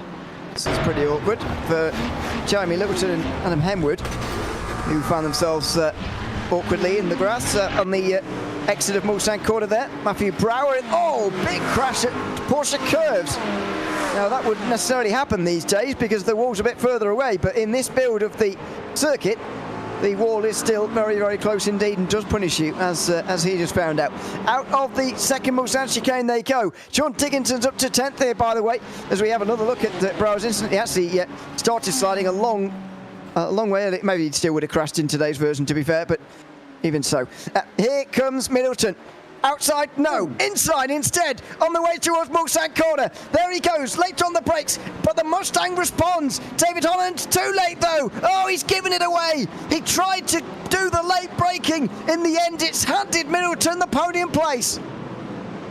The thing for Holland now is he's got the slipstream in towards the final real overtaking opportunity on the racetrack, and in this race he'll have to go to the outside, and then we won't. He'll dive back into the slipstream to try and get a run. Will he have anywhere near enough of a run though? On Cade Middleton down in towards Indianapolis. It looks like the 555 has just about enough, but what a move it was, diving to the inside. We'll see it very briefly there, jinking to the inside and putting off David Holland a bit. Holland tried to go for the move. He's not going to be able to do it into Indianapolis as they make their way through there for the final time. Oh, but it's wide from the 555. Oh, goodness, Middleton thrown it away at the end. He had the podium in the palm of his hand, and he's seen it slip through his fingers like grains of sand, I'm afraid. And here comes Luke Wallace as well for a top 5 maybe. Is Middleton even going to be denied a top 5 here? It would be absolute heartbreak after leading this race early on. He had the speed to compete for the win as well, but mistakes throughout the day have cost him dear here, and they've even cost him a place on the podium.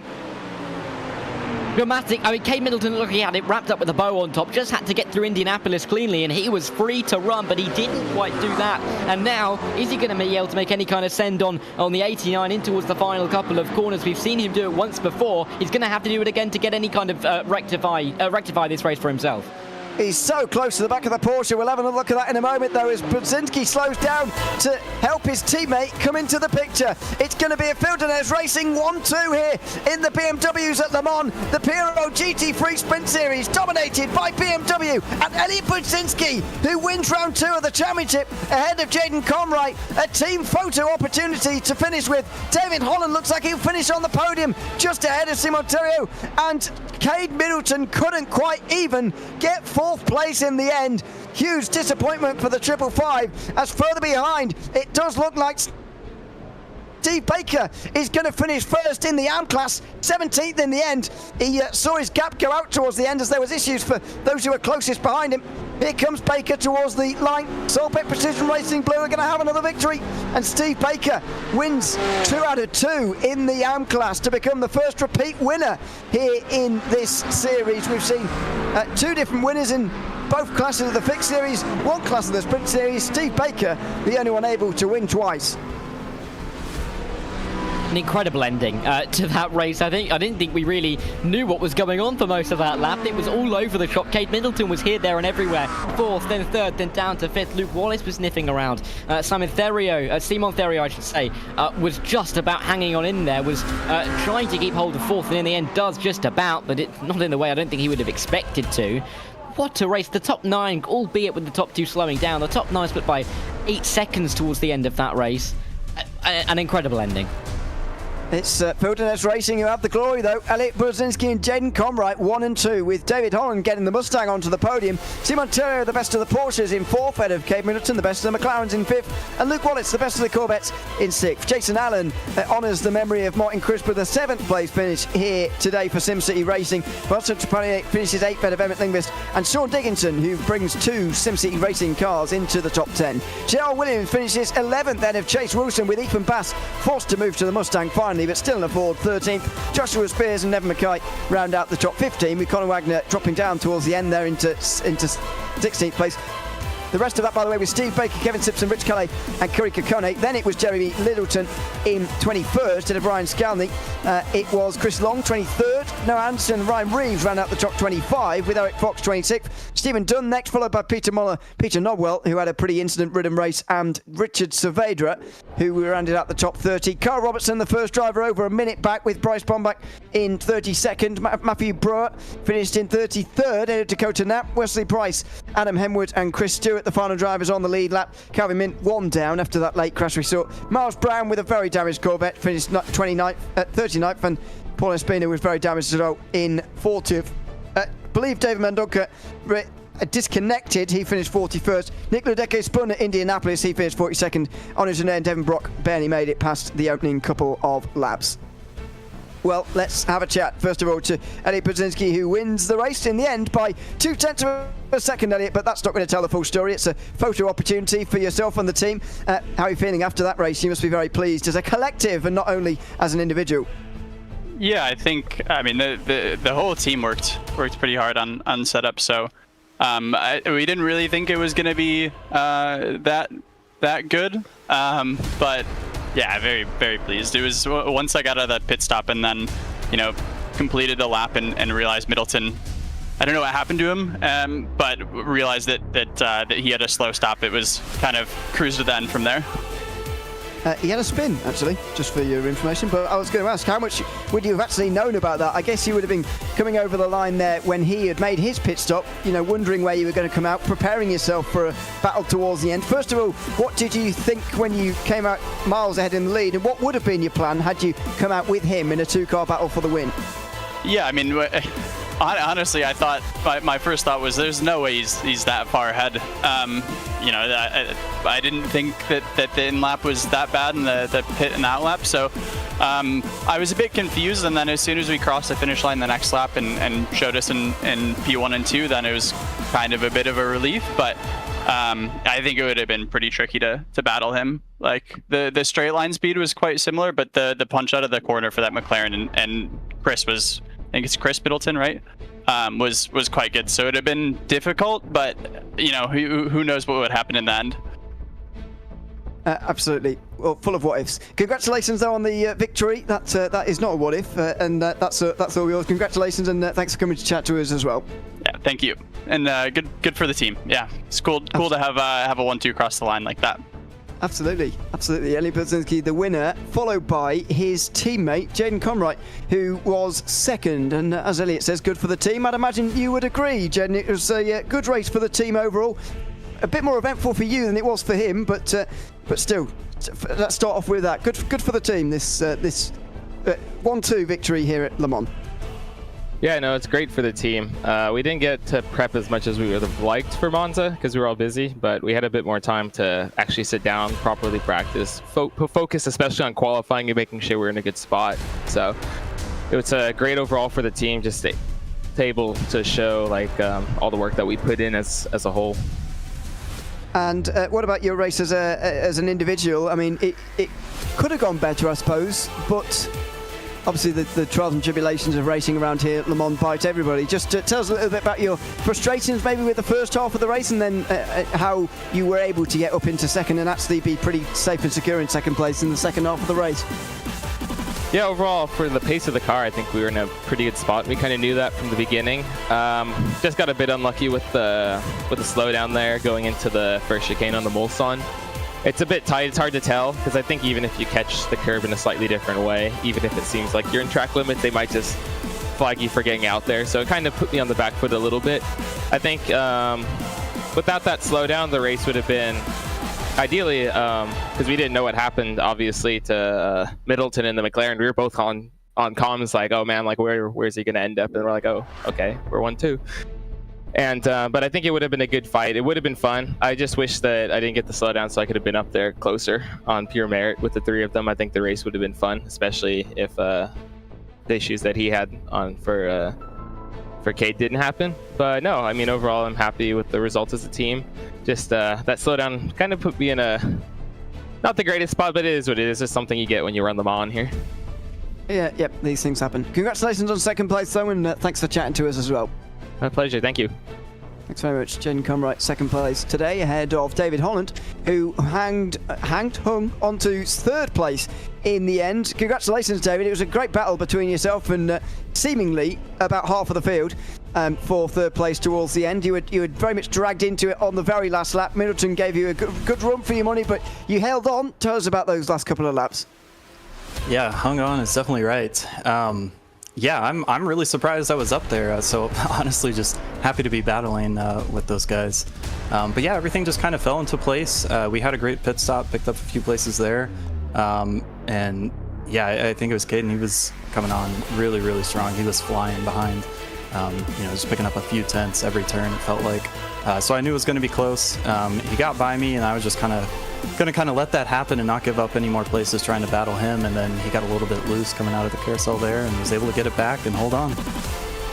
That's 2 top 10s for you now, and in case you're interested, 6th place in the championship. Not that it matters too much after 2 rounds. What's your aim for the rest of the season now, having started off on this in this way? Yeah, I think coming into the season I was shooting for top 10s, but with a strong start like this, maybe we can change that to a top 5. Open wheel stuff is really my bread and butter, and I'm still trying to get the hang of these GT3 cars. I don't really get much time to practice. That was another concern coming into tonight. I don't really know the track. I did about 5 laps last night and went to bed absolutely terrified of off tracks and slowdowns, and managed to avoid them. So yeah, I think we'll see what we can do. A top 5 in the championship would be great, though. Certainly would. Congratulations on a podium tonight, though, and thanks for coming to chat to us as well. Yeah, absolutely, and congrats to Elliot and Jaden. They were out there flying as well, and I'd like to thank Delta Sport, their team, and PRL and you guys for the broadcast. Thanks all. Have a good night. Thanks very much. David Holland, third place tonight in the overall race. A bit further down, but in the AM victory spot again, was Steve Baker, the only repeat winner in any of the 4 classes we run here on Tuesday night. Congratulations, Steve, on another successful evening. In the end, you had a bit of breathing room over those behind, but not as much. A bit more than last week, admittedly, but not much. How was the race generally? How were the final few laps just hanging on there for the victory? Yeah, race was good. Just had to do a little bit of fuel saving there at the end.